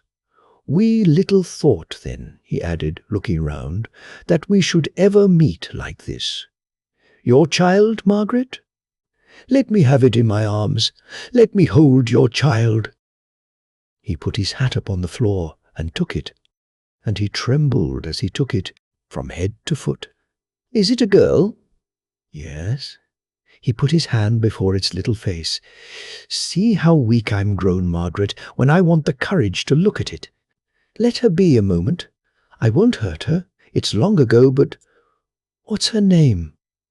"Margaret," she answered quickly. "I'm glad of that," he said. "I'm glad of that?" He seemed to breathe more freely, and after pausing for an instant, took away his hand and looked upon the infant's face, but covered it again immediately. "Margaret," he said, and gave her back the child. "It's Lillian's. Lillian's! I held the same face in my arms when Lillian's mother died and left her. When Lillian's mother died and left her," she repeated wildly. "How shrill you speak! Why do you fix your eyes upon me so? Margaret!"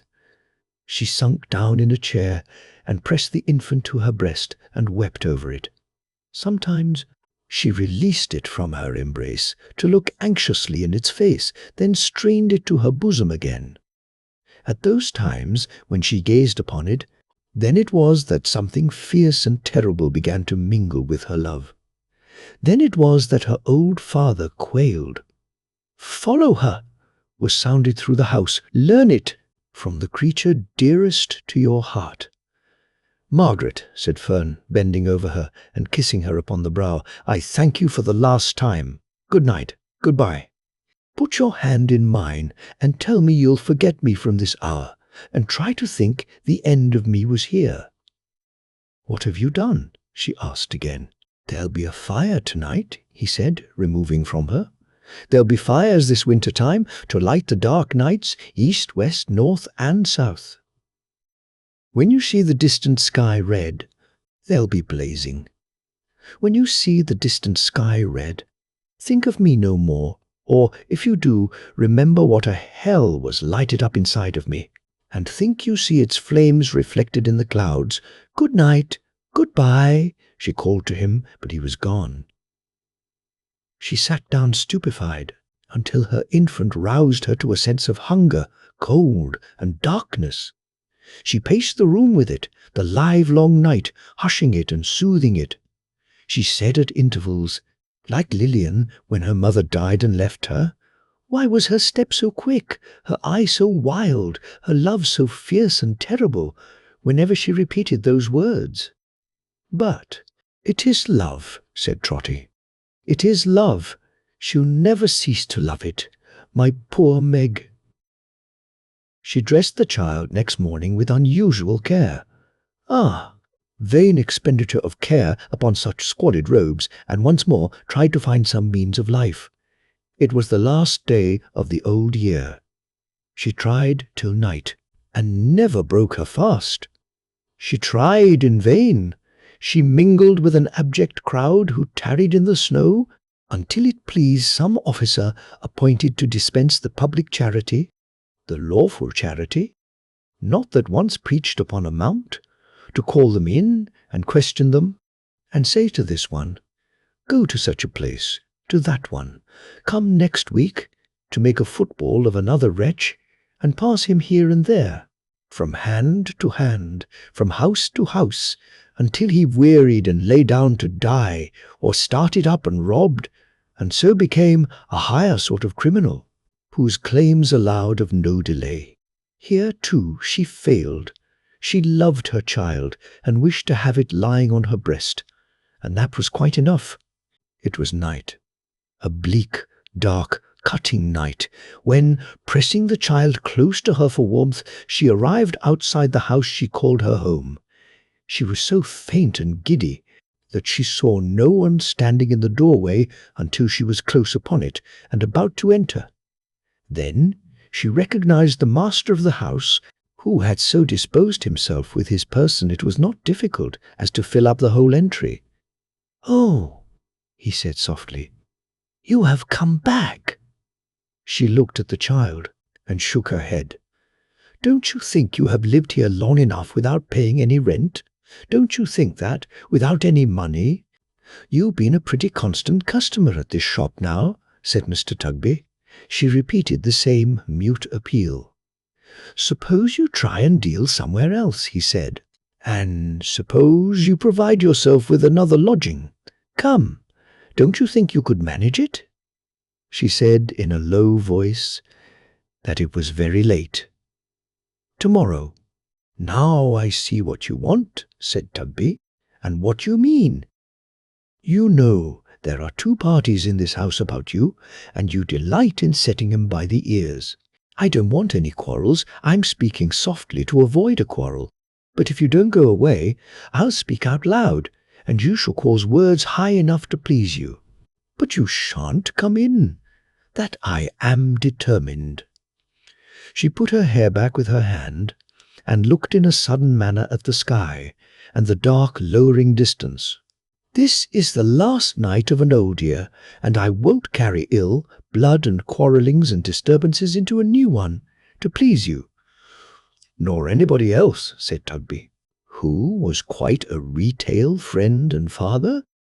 I wonder you aren't ashamed of yourself to carry such practices into a new year. If you haven't any business in the world, but to be always giving way, and always making disturbances between man and wife, you'd be better out of it. Go along with you. Follow her. To desperation." Again the old man heard the voices. Looking up, he saw the figures hovering in the air and pointing where she went, down the dark street. "She loves it!" he exclaimed in agonized entreaty for her. Chimes! She loves it still! Follow her!" The shadow swept upon the track she had taken like a cloud. He joined in the pursuit. He kept close to her. He looked into her face. He saw the same fierce and terrible expression mingling with her love and kindling in her eyes. He heard her say, "Like Lillian, to be changed like Lillian."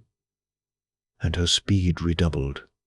Oh, for something to awaken her, for any sight or sound or scent to call up tender recollections in a brain on fire, for any gentle image of the past to rise before her.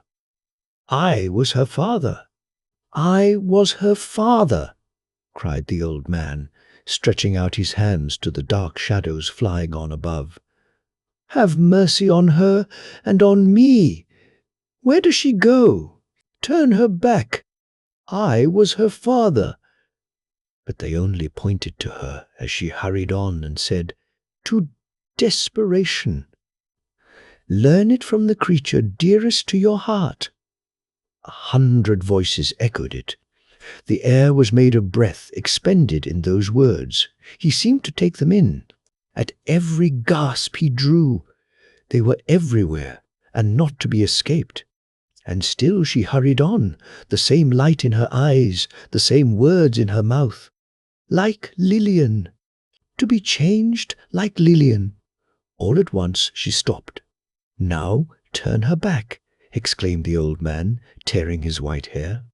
"My child, Meg, turn her back. Great father, turn her back." In her own scanty shawl she wrapped the baby warm. With her fevered hands she smoothed its limbs, composed its face, arranged its mean attire.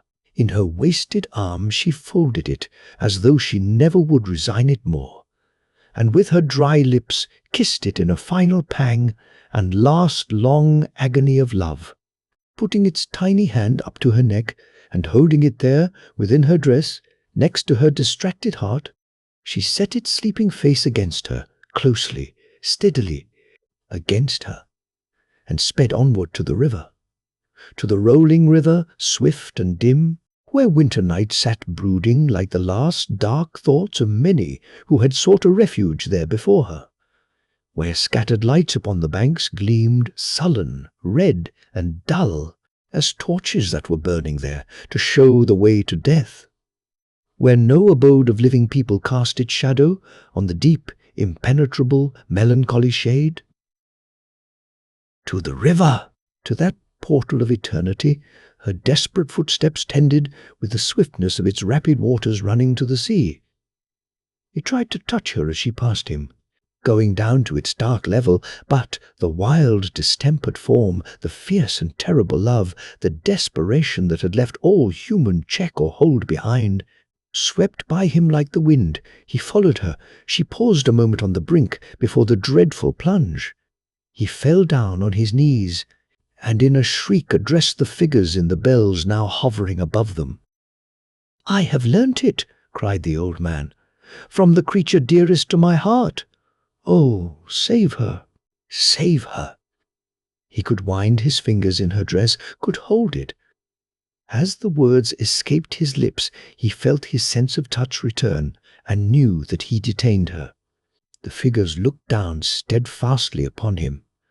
"I have learnt it," cried the old man. "Oh, have mercy on me in this hour, if, in my love for her, so young and good, I slandered nature in the breasts of mothers rendered desperate. Pity my presumption, wickedness, and ignorance, and save her." He felt his hold relaxing. They were silent still. "Have mercy on her," he exclaimed, as one in whom this dreadful crime has sprung from love, perverted, from the strongest, deepest love we fallen creatures know. Think what her misery must have been when such seed bears such fruit. Heaven meant her to be good. There is no loving mother on the earth who might not come to this if such a life had gone before. Oh, have mercy on my child who, even at this pass, means mercy to her own, and dies herself, and perils her immortal soul to save it. She was in his arms. He held her now. His strength was like a giant's. "I see the spirit of the chimes among you," cried the old man, singling out the child and speaking in some inspiration, which their looks conveyed to him. "I know that our inheritance is held in store for us by time. I know there is a sea of time to rise one day, before which all who wrong us or oppress us will be swept away like leaves. I see it on the flow. I know that we must trust and hope, and neither doubt ourselves nor doubt the good in one another. I have learnt it from the creature dearest to my heart. I clasp her in my arms again. O spirits, merciful and good, I take your lesson to my breast along with her. O spirits, merciful and good, I am grateful." He might have said more, but the bells, the old familiar bells, his own dear, constant, steady friends, the chimes, began to ring the joy. Peals for a new year, so lustily, so merrily, so happily, so gaily, that he leapt upon his feet and broke the spell that bound him. "And whatever you do, father," said Meg, "don't eat tripe again, without asking some doctor whether it's likely to agree with you for how you have been going on. Good gracious!" She was working with her needle at the little table by the fire, dressing her simple gown with ribbons for her wedding. So quietly happy, so blooming and youthful, so full of beautiful promise, that he uttered a great cry as if it were an angel in his house, then flew to clasp her in his arms. But he caught his feet in the newspaper, which had fallen on the hearth, and somebody came rushing in between them. "No!" cried the voice of this same somebody. A generous and jolly voice it was. "Not even you, not even you. The first kiss of Meg in the new year is mine. Mine! I have been waiting outside the house this hour to hear the bells and claim it. Meg, my precious prize, a happy year, a life of happy years, my darling wife." And Richard smothered her with kisses. "You never in all your life saw anything like Trotty after this. I don't care where you have lived or what you have seen, you never in all your life saw anything at all approaching him. He sat down in his chair and beat his knees and cried.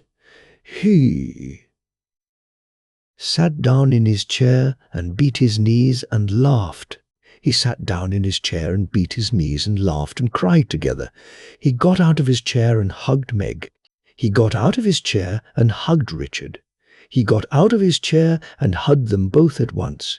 He kept running up to Meg and squeezing her fresh face between his hands and kissing it, going from her backwards, not to lose sight of it, and running up again like a figure in a magic lantern.